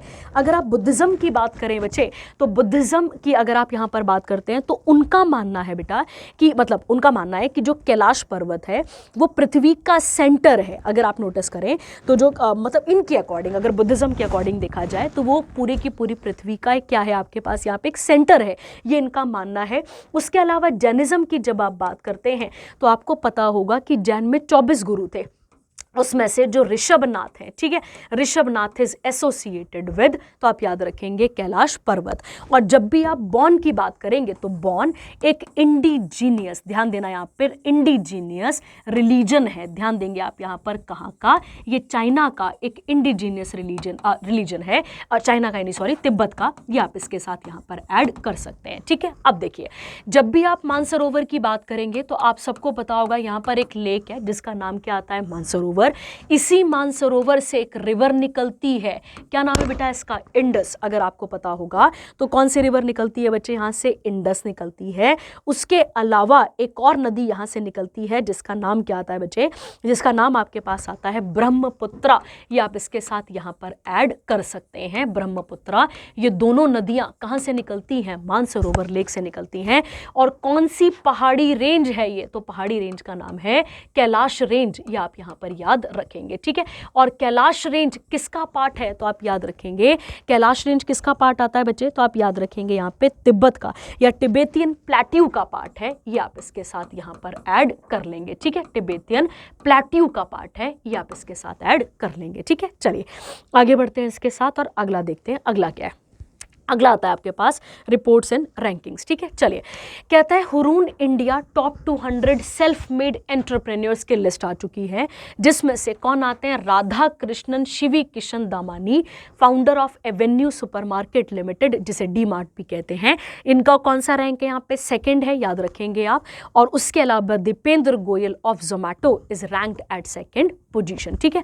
तो सॉरी, इनका रैंक फर्स्ट है, आई एम सो सॉरी, और इनका रैंक कौन सा आता है आपके पास, सेकंड, या आपने यहाँ पर क्लियर रखना है, ठीक है। तो इसमें और कोई भारी बात नहीं है, ये आप इसके साथ यहाँ पर कवर कर सकते हैं, ठीक है। चलिए अगला बढ़ते हैं। इसके बाद अगला आता है आपके पास कौन सा वाला, अच्छा, स्टेट फॉरेस्ट रिपोर्ट आ चुकी है 2023 की। ये बड़ी इंपॉर्टेंट रिपोर्ट है, इसके बारे में एक एक चीज़ के बारे में बात कर लेते हैं और देख लेते हैं क्या लिखा हुआ है।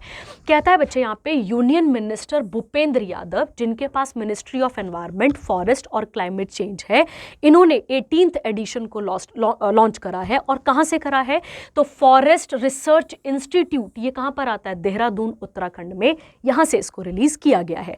इस रिपोर्ट की अगर हम माने तो इंडिया का जो टोटल फॉरेस्ट एरिया, गौर करना, इंडिया का जो टोटल फॉरेस्ट है प्लस जितना ट्री कवर है, फॉरेस्ट तो बहुत सारा हो गया ना, उसमें ट्री कवर कितना है 2023 का, वो स्टैंड करता है कितना, 827,357 स्क्वायर किलोमीटर, ये आपने यहाँ पर याद रखना है, जो कि पूरे के पूरे इंडिया का 25% ऑफ ज्योग्राफिकल एरिया को कवर करता है। ज्योग्राफिकल मतलब पूरा एरिया इंडिया का जितना है 3287,263 स्क्वायर किलोमीटर, ये आप इसके साथ यहाँ पर ऐड कर सकते हैं।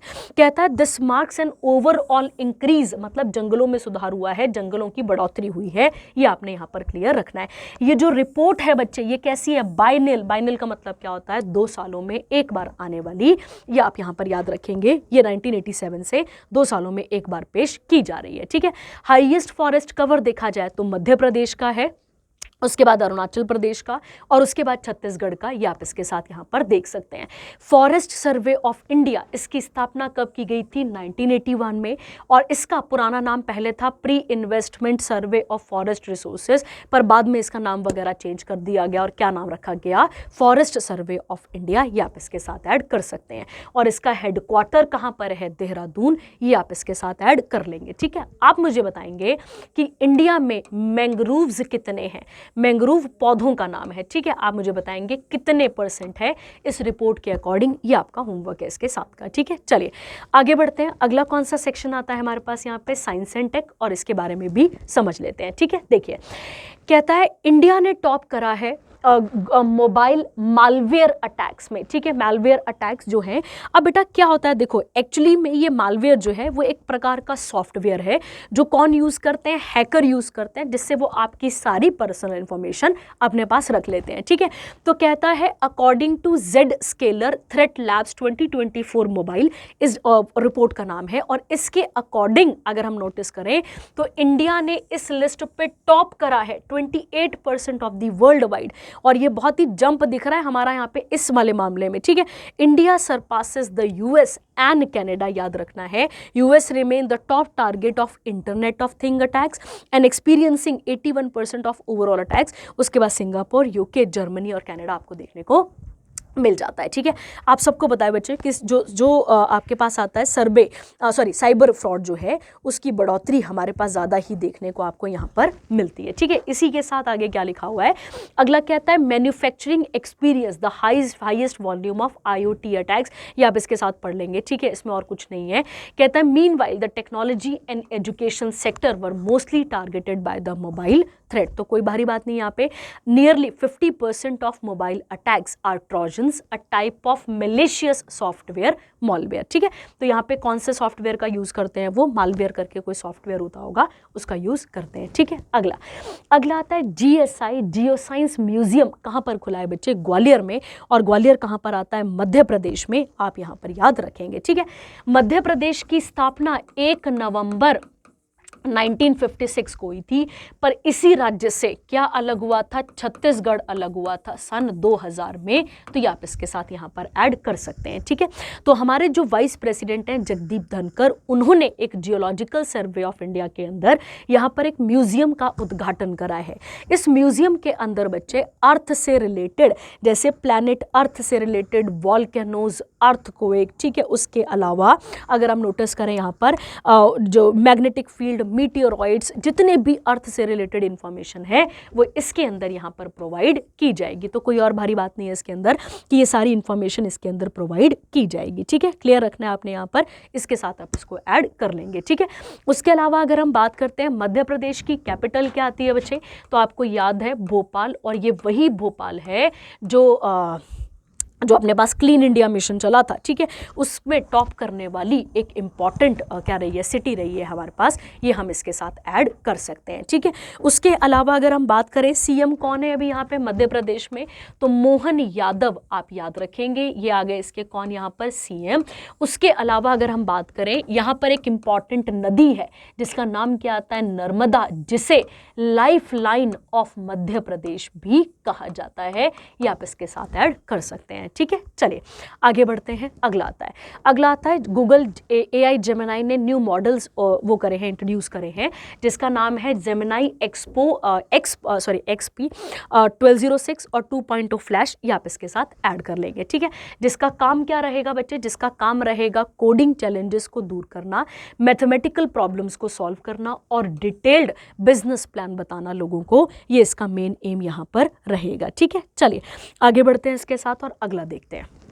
अगला सेक्शन आता है आपके पास अवार्ड्स एंड ऑनर्स, ठीक है। चलिए, कहता है बच्चे साहित्य एकेडमी अवार्ड 2024 यहाँ पर दिए गए हैं। सारी चीज़ें इसके अंदर एडेड हैं, बस आप इसके साथ पढ़ते जाएंगे, आपको समझ में आता जाएगा, ठीक है। देखते हैं बच्चे, कहता है साहित्य एकेडमी अवार्ड, पहले आपको नाम से क्लियर रखना है किस फील्ड में दिया जाता है बच्चे, लिटरेचर की फील्ड में दिया जाता है, याद रखना है।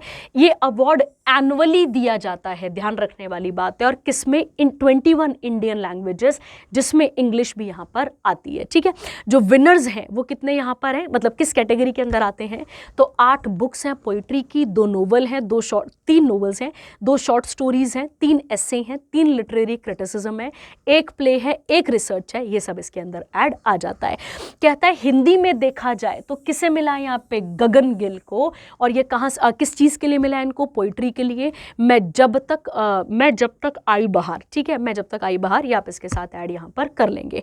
अगला कहता है पंजाबी में किसे मिला है, पॉल कोर को, सुन गुणवंता सुन बुद्धिवंता, ये पंजाबी कोई पोइट्री रहेगी, इसके साथ ऐड हो जाएगी, ठीक है। अगला कहता है साहित्य एकेडमी अवार्ड की स्थापना कब की गई थी बच्चे, 1954 में। अगर आपको याद होगा तो इसी 1954 में क्या बनाया गया था हमारे पास, इसी 1954 में हमारे पास भारत रत्न भी बनाए गए थे, ये आप इसके साथ यहाँ पर ऐड कर सकते हैं, ठीक है, ये आप इसके साथ यहाँ पर ऐड कर सकते हैं, ठीक है। चलिए आगे बात करते हैं इसी के बारे में, क्या लिखा हुआ है। कहता है ये एक ऑटोनॉमस बॉडी है जो किसके अंदर काम करती है, मिनिस्ट्री ऑफ कल्चर के अंदर, जिसका ऑब्जेक्टिव है कि इंडियन लिटरेचर को और बढ़ाना और इंडिया का जो लिटरेरी स्टैंडर्ड है उसे आगे बढ़ाना, ठीक है। ऐसे ही अगर आपको पता होगा तो राइटर विलेज की स्थापना की गई थी, और राइटर विलेज कहाँ बनाया गया था, उत्तराखंड के देहरादून में, ये आप इसके साथ ऐड कर सकते हैं, ठीक है। Academy gives 24 awards annually to literary work in the language it has recognise, ठीक है। उसके बाद Bengali, Dogri, Urdu language award will be declared later, ठीक है। तो ये बाद में होंगे, पर पहले वो वाले मिल रहे हैं, ठीक है। चलिए आगे बढ़ते हैं इसके साथ। अगला आता है बच्चे RSSF एशिया पैसिफिक अवार्ड, ठीक है। ध्यान देंगे आप यहाँ पर, क्या नाम है इसका, RSSF एशिया पैसिफिक अवार्ड। बात करते हैं, देखिए कहता है जो एम्प्लॉय स्टेट इंश्योरेंस कंपनी है, इसको 4 अवार्ड मिले हैं, किसके अंदर बच्चे, रीजनल सोशल सिक्योरिटी इंश्योरेंस किसके अंदर आता है, सोशल सिक्योरिटी के अंदर आता है ना बेटा। तो ये कहाँ पर हुआ है, इसका इवेंट रियाद सऊदी अरेबिया में हुआ है, और ये कौन ऑर्गेनाइज कर रहा है, तो ये ऑर्गेनाइज करने वाली बॉडी का नाम है ISSA, इसने यहाँ पर इनको अवार्ड दिया है, ठीक है। तो क्या मिला है इनको यहाँ पर, आस्क एन अपॉइंटमेंट AAA+ यहाँ पर, and the 3 certificate of married, occupational accident and disease, sustainable investment and system resilience, ये सब अवार्ड मिला है किसको, स्टेट इंश्योरेंस कॉरपोरेशन को। ये आप इसके साथ यहाँ पर ऐड करेंगे, ठीक है, ये आप इसके साथ यहाँ पर ऐड कर लेंगे, ठीक है।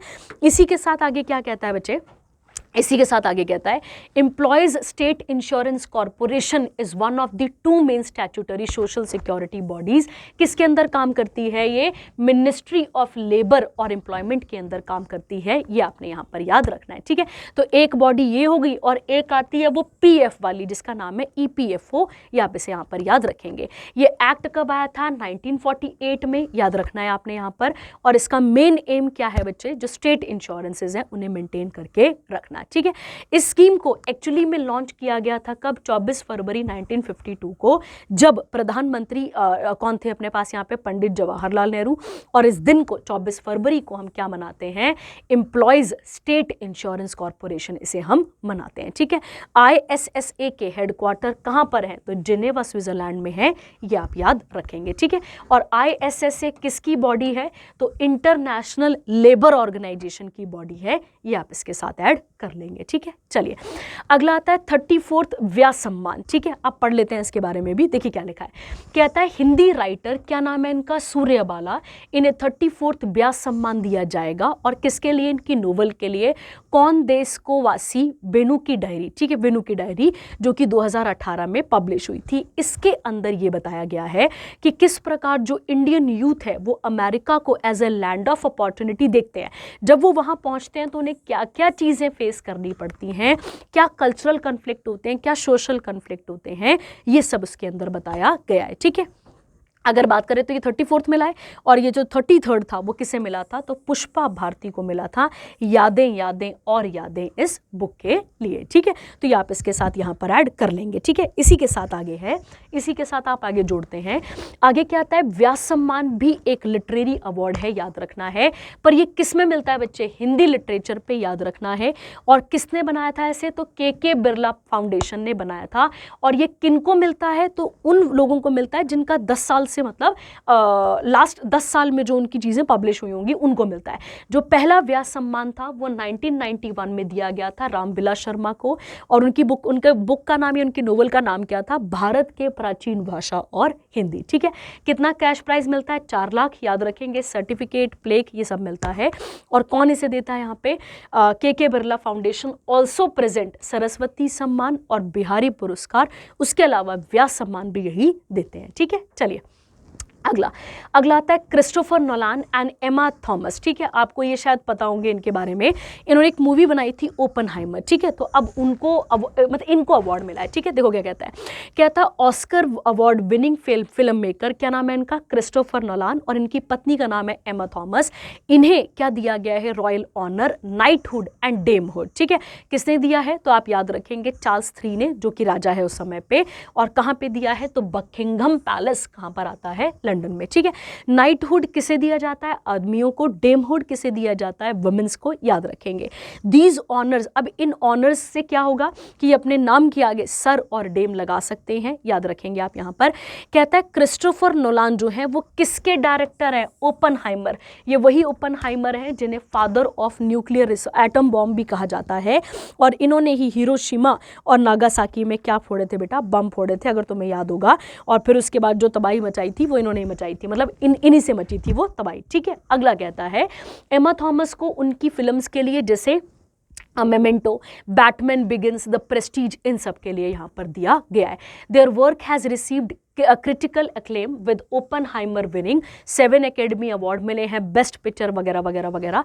उसके बाद इन मार्च 2024 क्रिस्टोफर नोलान को is received first Oscar best director के लिए, और साथ ही साथ इसके एक्टर कौन थे, तो सिलिन मर्फी, ये आपको पता होगा। ठीक है, आपने देखे होंगे। और एमा थॉमस जो है वो क्या बनी है, first female producer to win Oscar for the best picture for Christopher Nolan's biography thriller Oppenheimer. ठीक है, तो कोई भारी बात नहीं है, ये आप इसके साथ ऐड कर लेंगे। ठीक है, एक चीज आप मुझे बताएंगे, फादर ऑफ, ठीक है, father of nuclear research, father of nuclear research in India किसे कहा जाता है, आप मुझे बताएंगे। ठीक है, इंडिया में किसे कहा जाता है, ये क्वेश्चन आपके पास है। अगला कहता है राम टेम्पल जो कि अयोध्या में आता है, इसे स्वॉर्ड ऑफ ऑनर अवार्ड मिला है। ठीक है, ध्यान देंगे आप यहाँ पर, क्या मिला है बच्चे, यहाँ पर स्वॉर्ड ऑफ ऑनर अवार्ड मिला है। ठीक है, अगर हम बात करते हैं बेटा इसके बारे में, तो राम टेम्पल कौन से स्टाइल में बना है, तो पहला क्वेश्चन, ये कौन से स्टाइल में बना है, नगरा स्टाइल। ठीक है, नगरा मतलब जो अपने पास किसका स्टाइल है, आपके पास ये जो नॉर्थ इंडिया के मंदिरों का स्टाइल है, उसमें यहाँ पर बना हुआ है। ठीक है, अब यहाँ पर क्या लाए गए थे, तो यहाँ जो पत्थर लाए गए हैं वो कहाँ से लाए गए हैं, तो बंसी पहाड़पुर, याद रखेंगे आप, बंसी पहाड़पुर स्टोन, ये कहाँ से आए हैं बच्चे, तो ये आए थे राजस्थान से, ये आप इसके साथ ऐड कर सकते हैं। तो बंसी पहाड़पुर स्टोन ये कहाँ से आए थे, तो आप याद रखेंगे राजस्थान से। ठीक है, बनाने वाला वो जो रामलला की मूर्ति है वो किसने बनाई थी, तो अरुण योगी राज ने इसका क्या करा था, गठन करा था, ये मूर्ति बनाई थी, ये आप इसके साथ यहाँ पर ऐड कर लेंगे। ठीक है, उसके अलावा किसी भी प्रकार के आयरन का प्रयोग नहीं किया गया है इसके अंडर, ये आप यहाँ पर याद रखेंगे। ठीक है, तो राम टेम्पल को क्या मिला है बेटा, यहाँ पर ब्रिटिश सेफ्टी काउंसिल से honour award, sword of honour award मिला है। ये किसे मिलता है बच्चे, तो ये उनको मिलता है जिनकी 5 स्टार सेफ्टी रेटिंग होती है, याद रखना है। और इसके साथ 2 कंपनीज हैं, याद रखना, इंडिया की कंस्ट्रक्शन कंपनी है जिसका नाम है लार्सन एंड टर्बो। ठीक है, जिनका इस मंदिर में एक इंपॉर्टेंट रोल रहा है।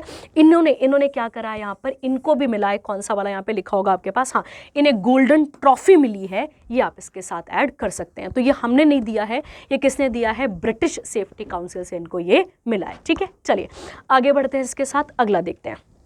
अगला आता है स्कॉच अवार्ड। ये महाराष्ट्र की गवर्नमेंट को दिया गया है। क्या नाम है बच्चे इसका? शासन अप्लाई दायरी, मतलब government at your door step. बहुत सारी ऐसी स्टेट हैं जिन्होंने आपका आधार कार्ड, पैन कार्ड, मतलब बैंक अकाउंट, ये सब आपके घर पे ही आके खुलवा देते हैं आप, ठीक है। तो इसी चीज़ों के लिए क्या दिया है इनको? स्कॉच अवार्ड दिया गया है इनके एक्सीलेंस के लिए, याद रखना है आपने। और over 5 crore benefits were delivered to the doorstep of the citizens in the initiative, ठीक है। स्कॉच अवार्ड का गठन कब हुआ था? 2003 में। ये लोगों को, किसी प्रोजेक्ट को, किसी इंस्टीट्यूशन को मिलता है उनकी एक्स्ट्रा ऑर्डिनरी अचीवमेंट के लिए, और किस चीज़ के लिए? मतलब सोसाइटी में उनकी हेल्प करने के लिए, कंट्रीब्यूट करने के लिए, ठीक है। चलिए, मैंने आपको महाराष्ट्र के साथ पिछली बार फैक्ट कराए थे, अगर आपको याद होगा आप मुझे बताएंगे कि वो कौन कौन से फैक्ट्स थे, ठीक है। चलिए, अगला आता है REC लिमिटेड। अब क्या नाम है इसका? फुल फॉर्म क्या है?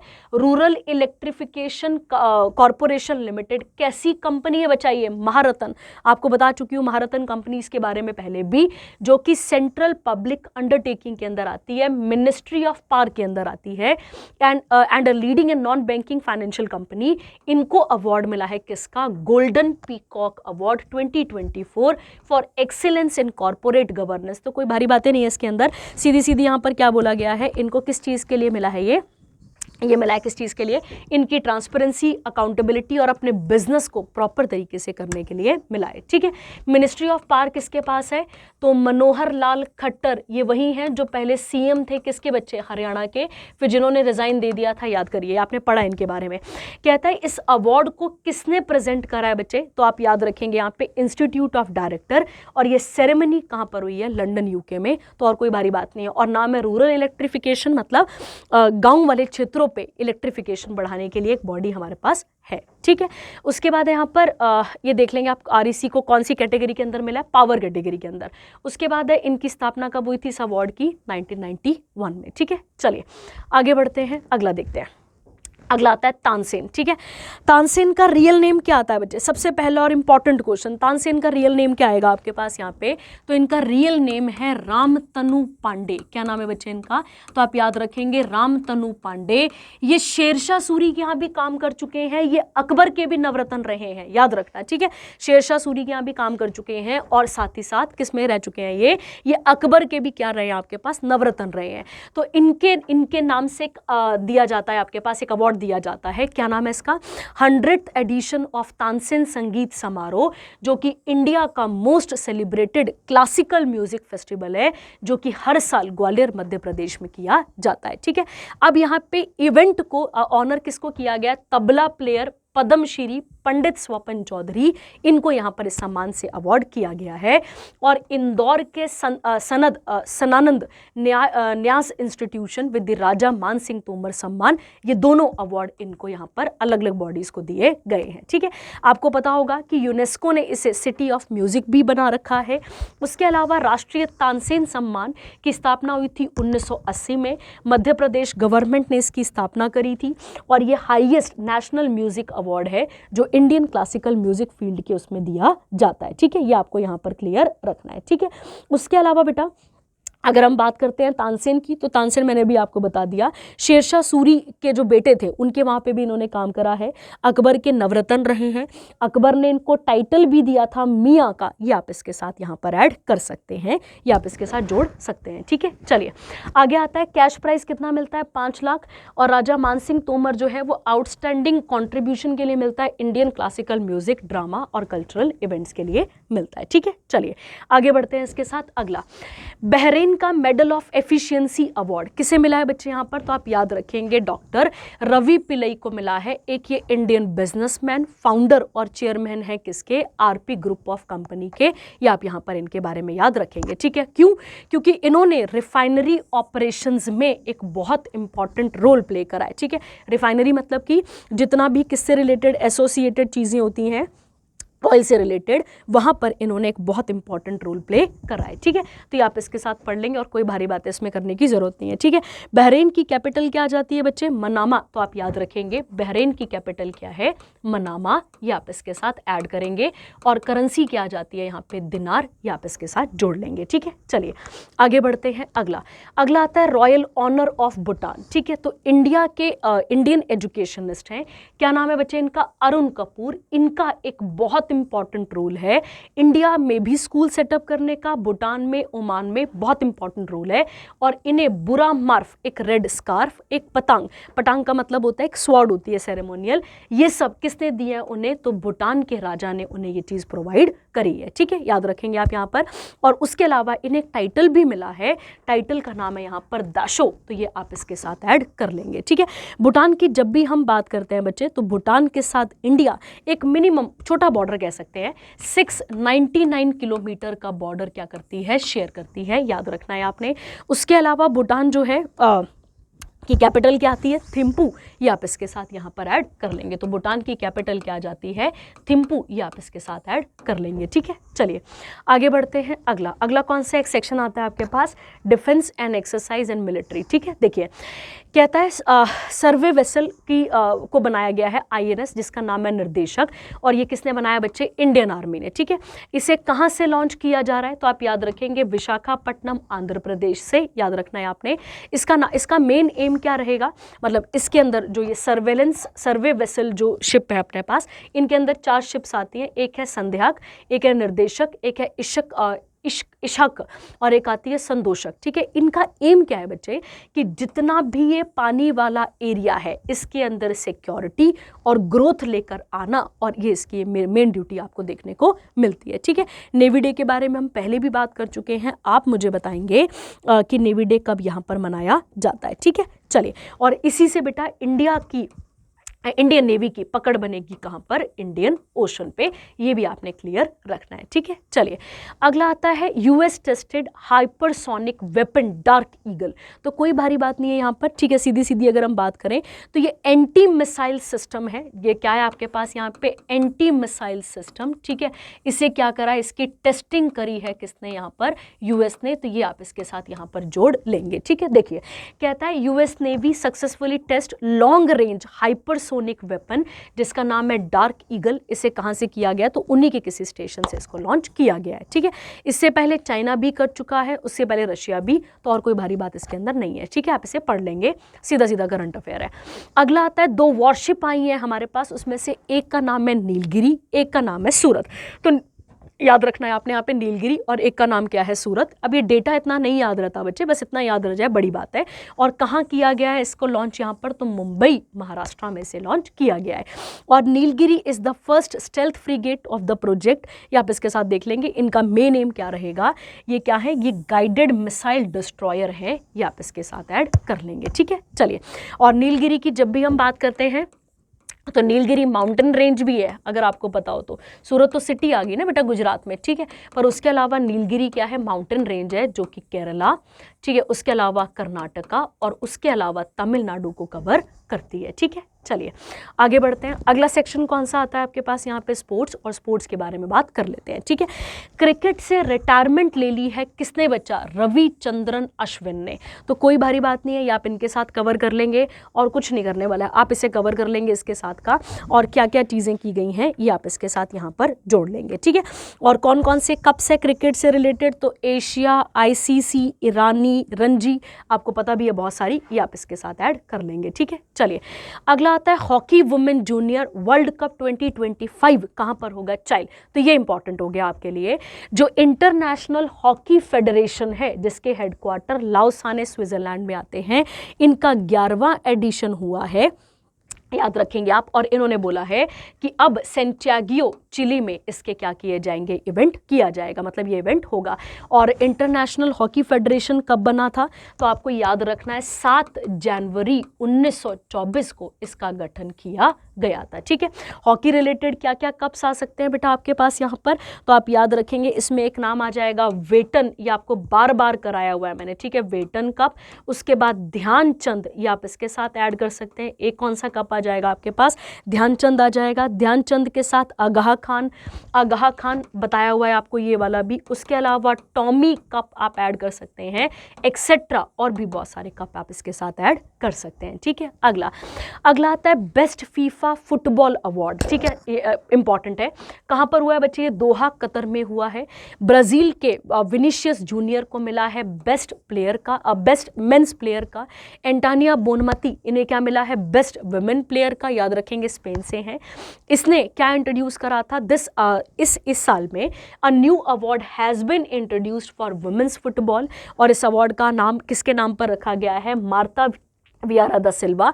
ये एक रिटायर्ड कौन है? वुमेन फुटबॉलर है। ये आप इसके साथ यहाँ पर ऐड कर लेंगे। ठीक है, उसके अलावा एजेंडारो, इनको जो है वो क्या मिला है? Puskas award in the best goal of 2024 इनको मिल चुका है। ये आप इसके साथ यहाँ पर ऐड कर लेंगे। ठीक है, चलिए, और इसके अगर हम देखें यहाँ पर तो फीफा के हेडक्वार्टर कहाँ पर आते हैं? ज्यूरिख में।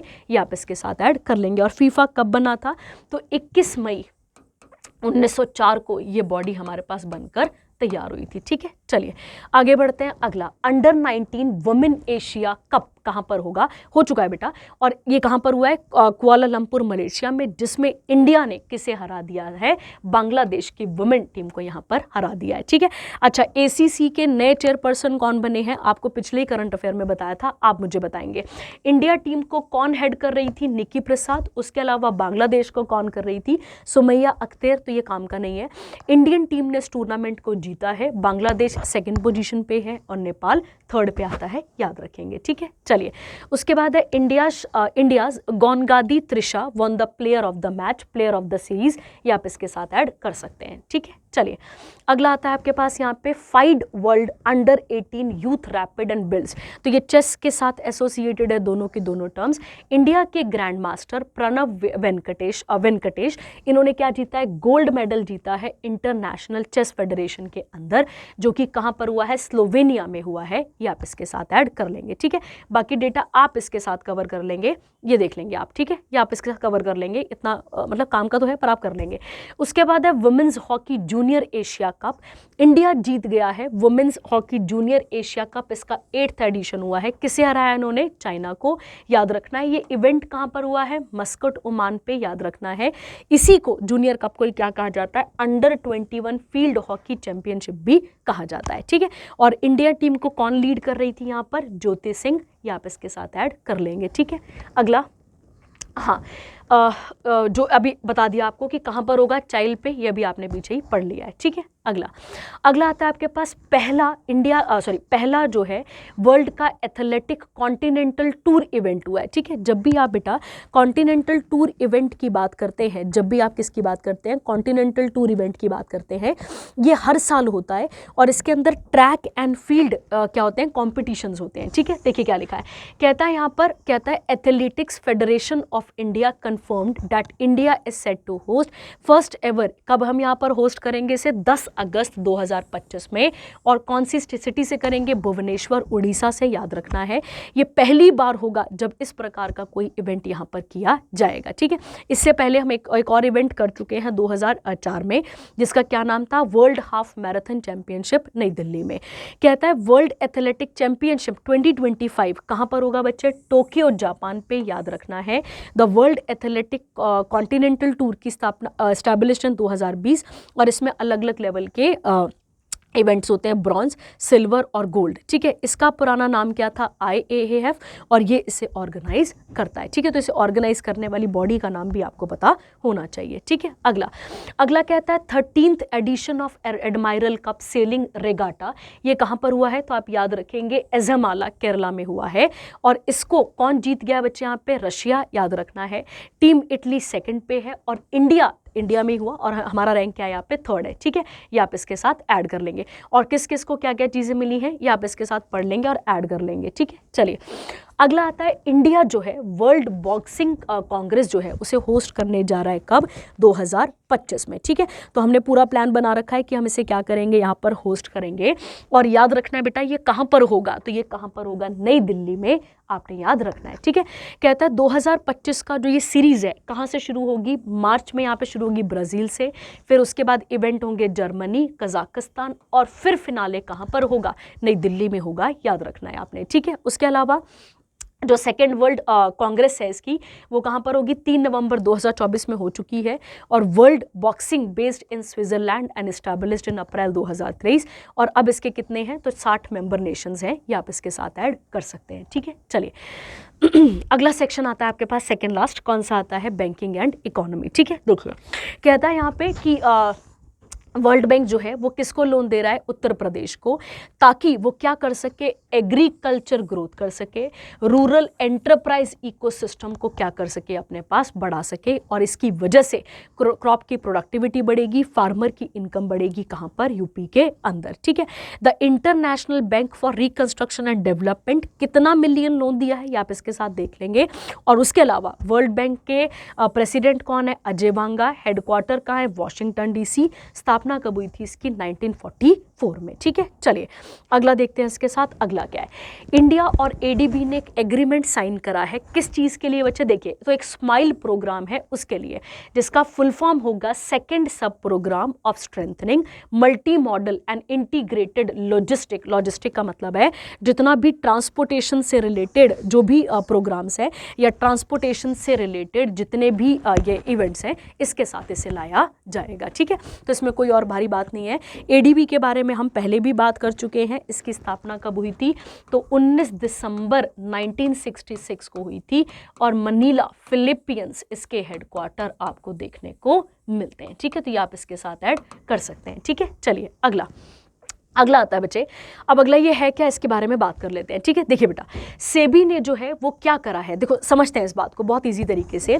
देखो बेटा म्यूचुअल फंड में जो इन्वेस्ट करने के लिए सेबी ने इंट्रोड्यूस करा है इसे। ठीक है, तो म्यूचुअल फंड्स में इन्वेस्ट करने के लिए क्या करा है, सेबी ने इसे इंट्रोड्यूस करा है, और इसमें मतलब इसे इंट्रोड्यूस करा है ताकि और नए और फ्लेक्सिबल तरीके से इन्वेस्टमेंट की जा सके। ठीक है, अब इसके अंदर क्या है बच्चे, इसके अंदर एक स्कीम एक प्रोग्राम लाया गया है, या एक आप कह सकते हैं एक एसेट लाया गया है, जिसका नाम है स्पेशलाइज्ड इन्वेस्टमेंट फंड।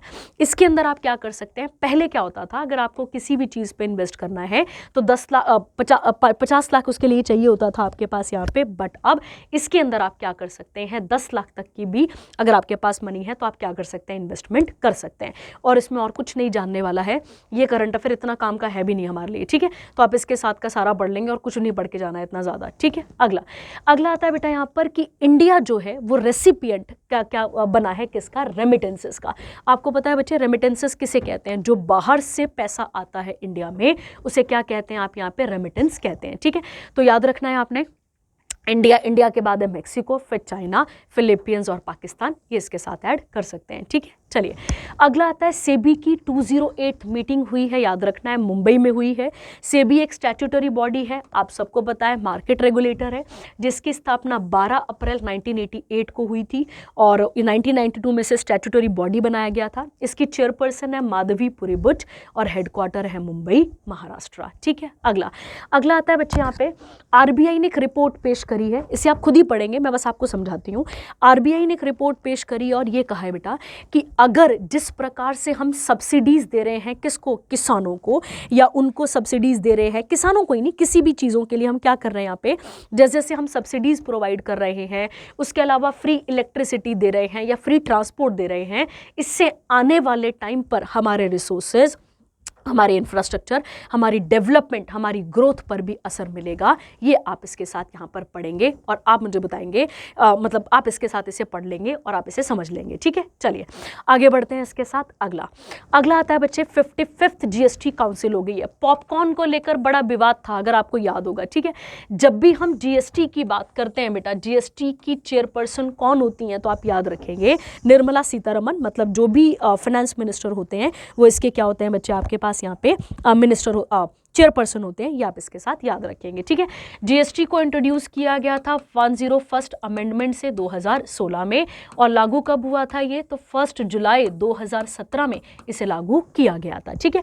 अब इसके अंदर क्या बोला गया है बच्चे, देखो बेटा एक लिखा है ना यहाँ पर, क्या बोला गया यहाँ पे कि जो पहले जीएसटी रेट था वो इन राइस के ऊपर, अब ये क्या है, जो बेटा जो सरकारी डिपो नहीं होते हैं, पीडीएस होते हैं जो, ठीक है, पीडीएस होते जो हैं जहाँ पे राशन मिलता है, उसमें राइस के दाम, राइस के ऊपर जीएसटी कम कर दी है।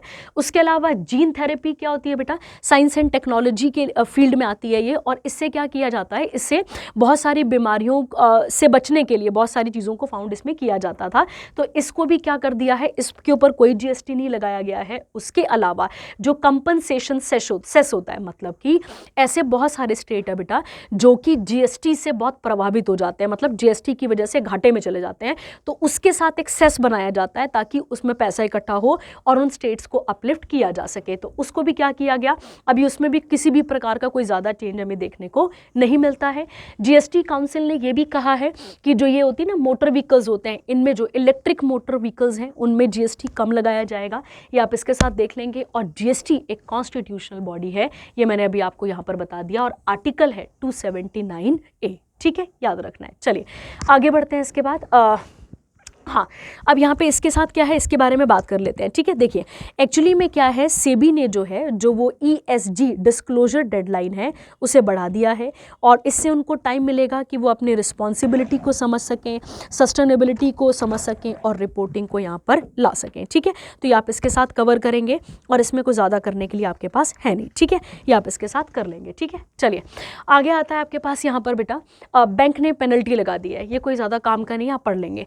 उसके बाद है इंडिया और एडीबी ने साइन करा है 500 मिलियन लोन, ताकि क्या किया जा सके, इंडियन इंफ्रास्ट्रक्चर और फाइनेंस कंपनी लिमिटेड को आगे बढ़ाया जा सके, ठीक है। चलिए आगे बढ़ते हैं। इसके बाद अगला सेक्शन आता है आपके पास कौन सा वाला, डेज का, ठीक है। देखिए एक आपके पास आता है इंटरनेशनल ह्यूमन सोलिडारिटी डे इसे कहा जाता है, जिसे कब मनाया जाता है, दिसंबर 20 को मनाया जाता है। और जब भी आप सॉलिडारिटी की बात करते हैं, मतलब आप किसकी बात करते हैं बच्चे, आप यूनिटी की यहाँ पर बात करते हैं, ठीक है। तो यूनिटी लेकर आनी है ताकि बहुत सारे ग्लोबल चैलेंजेस को हम यहाँ पर ख़त्म कर सकें, जिसमें पोवर्टी, इनइक्वालिटी, इनजस्टिस आपको देखने को मिलता है, ठीक है। और कौन सी बॉडी इसको देख रही है, तो UNHRC देख रही है, जिसकी स्थापना 2006 में हुई थी, और इसके हेडक्वार्टर कहाँ पर है, जेनेवा स्विट्जरलैंड में है, ये आप इसके साथ देख लेंगे, ठीक है। अगला ये मैंने आपको उस दिन भी क्लियर करा था कि हम वर्ल्ड मेडिटेशन डे क्यों मनाएंगे बेटा, क्योंकि 21 जून को हम मनाते हैं योगा डे, और योगा डे के जस्ट ऑपोजिट, क्योंकि 21 और सम टाइम 22 दिसंबर को क्या आता है बच्चे हमारे पास, विंटर सोलिस्टिस, और इसी विंटर सोलिस्टिस को हम उत्तरायण भी कहते हैं, ये मैंने आपको वहाँ पे भी क्लियर करा था, उत्तरायण कहते हैं। उसी के साथ ये पूरा का पूरा करंट अफेयर एसोसिएटेड है। तो 21 जून को हम मनाते हैं योगा डे, ठीक उसके ऑपोजिट हम क्या मनाएंगे, विंटर सोलिस्टिस में हम क्या मनाएंगे, वर्ल्ड मेडिटेशन डे। तो ये आप इसके साथ कवर कर लेंगे, ठीक है। चलिए अगला आता है बास्केटबॉल डे, कब मनाते हैं, 21 दिसंबर को, ये पढ़ लेना है आपने, ठीक है, इतना तो काम कमी नहीं है। अगला आता है आपके पास वर्ल्ड मैथमेटिक्स डे, किसकी बर्थ एनिवर्सरी है, 22 दिसंबर, तो श्रीनिवासा रामानुजम, इसमें कोई भारी बात नहीं है बेटा, आपको याद रखना है यहाँ पर, और इनके साथ जो है इसे यहाँ पर सेलिब्रेट, इनकी बर्थ एनिवर्सरी को यहाँ पर सेलिब्रेट किया जाता है, ठीक है। इन्होंने नंबर थ्योरी दी थी, इनफाइनाइट सीरीज दी थी पाई पे, उसके बाद पार्टीशन थ्योरी, बहुत सारी ऐसे इंपॉर्टेंट रोल इन्होंने प्ले करे हैं, ठीक है। उसके बाद कहता है ये किसने इंट्रोड्यूस करा था, तो जो हमारे मनमोहन सिंह थे जिनकी अभी डेथ हुई है, उन्होंने इसे यहाँ पर इंट्रोड्यूस करा था इस डे को, ठीक है। तो आप यहाँ पर याद रखेंगे, ठीक है। इनके नाम पर अगर आपको याद होगा तो एक शास्त्र रामानुजा प्राइज हमने पढ़ा था, ये अवार्ड इन्हीं के नाम पर दिया जाता है, किसके नाम पर दिया जाता है, रामानुजा के नाम पे दिया जाता है, ठीक है। चलिए आगे बढ़ते हैं। अगला चौधरी चरण सिंह, आपको याद होगा इनको 2024 में क्या दिया गया बच्चे, भारत रत्न, और इन्हीं की याद में हम क्या मनाते हैं, नेशनल फार्मर्स डे मनाते हैं, ये आप यहाँ पर याद रखेंगे, ठीक है।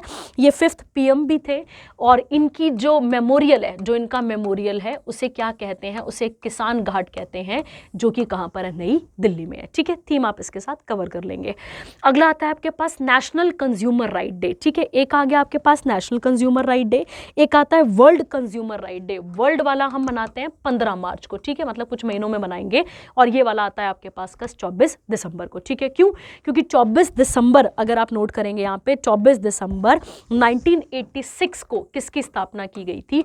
इस एक्ट की स्थापना की गई थी ताकि कंज्यूमर्स में उनके राइट्स को लेकर अवेयरनेस फैलाई जा सके, ठीक है। चलिए आगे आते हैं, लास्ट आती हैं आपके पास ऑबिचरीज और इसके अंदर इसे कवर कर लेते हैं, ठीक है। देखिए इन्हें ताऊ के नाम से भी जाना जाता है, जो क्या नाम है इनका, ओम प्रकाश चौटाला, इनकी डेथ हो चुकी है।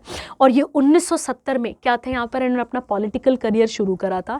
फर्स्ट इलेक्शन जब हुए थे तो आप इसके साथ देख लेंगे, और अब इनकी यहाँ पर क्या हो चुकी है, डेथ हो चुकी है, ठीक है। तो कोई भारी बात नहीं है, इनकी यहाँ पर डेथ हो चुकी है, बस आप इनको यहाँ पर कवर कर सकते हैं, ठीक है। चलिए आगे बढ़ते हैं इसके साथ। अगला कौन आता है आपके पास यहाँ पे, अगले आते हैं, ये आप देख लेंगे इन्होंने कहाँ कहाँ पार्टिसिपेट करा है। अगला आता है former prime minister doctor Manmohan Singh passed away, ठीक है। इनको हम एलपीजी के लिए जानते हैं, है ना, लिबरलाइजेशन, प्राइवेटाइजेशन एंड ग्लोबलाइजेशन के लिए इनको जाना जाता है, ठीक है। कहते हैं इनका जन्म हुआ था, तो आप इसके साथ कवर कर लेंगे, ये तो इतने काम का नहीं है। अब इन्होंने, ये कौन से नंबर के प्रधानमंत्री थे, तो 15th नंबर के थे, जिनका जन्म जिन्होंने काम करा है कब से, 2014 से लेकर 2014 तक। फिर उसके बाद तो मोदी सरकार आ गई ना, तो ये आप इसके साथ ऐड करेंगे। कहता है ड्यूरिंग हिज टेन्योर इन्होंने नेगोशिएट करा है landmark Indo US civil nuclear agreement, याद रखना है। इन्हें पद्म विभूषण मिल चुका है, इंदिरा गांधी पीस प्राइज में मिल चुका है, ये आपको पिछले भी करंट अफेयर पे एक बार मैंने आपको कराया था। इन्हें chief architect of India's economy transformation भी कहा जाता है, इन्हें chief architect of India's economy transformation भी कहा जाता है, आप याद रखेंगे। उसके अलावा अगर हम बात करें, ये चीफ इकोनॉमिक एडवाइज़र भी थे भारत सरकार के। उसके अलावा प्लानिंग कमीशन के लिए भी इन्होंने काम करा है। 15th गवर्नर थे आरबीआई के, ये मैं आपको पहले भी कई बार बता चुकी हूँ। उसके अलावा ये फाइनेंस मिनिस्टर थे किसके अंडर, पीवी नरसिम्हा राव के अंदर, ये आपने यहाँ पर याद रखना है, ठीक है। चलिए लास्ट न्यूज़ आती है आपके पास, श्याम बेनेगल एक फिल्म मेकर थे, डायरेक्टर थे आप कह सकते हैं, इनकी डेथ हो चुकी है। और अगर हम इनकी बात करते हैं यहाँ पर, तो इनको क्या क्या मिला है, इन्हें 18th नेशनल अवार्ड्स मिले हैं, इन्हें पद्मश्री, पद्म भूषण, ये सब इन्हें यहाँ पर रिसीव हो चुका है। 1962 में इन्होंने पहली एक डॉक्यूमेंट्री बनाई थी, घर बैठा गंगा, ये आप इसके साथ यहाँ पर इसको जोड़ लेंगे, ठीक है।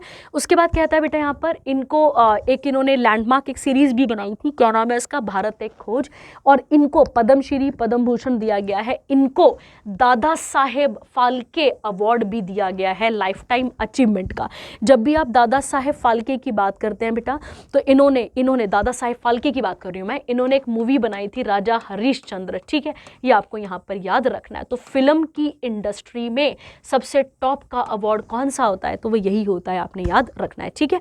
तो ये आप इसके साथ यहाँ पर कवर कर लेंगे, ठीक है। तो आई होप आपको यहाँ तक चीज़ें समझ में आ गई होंगी, आपको क्लियर हो गया होगा। जो भी आपको डाउट रहेगा वो आप पूछ सकते हैं। Thank you, have a nice day.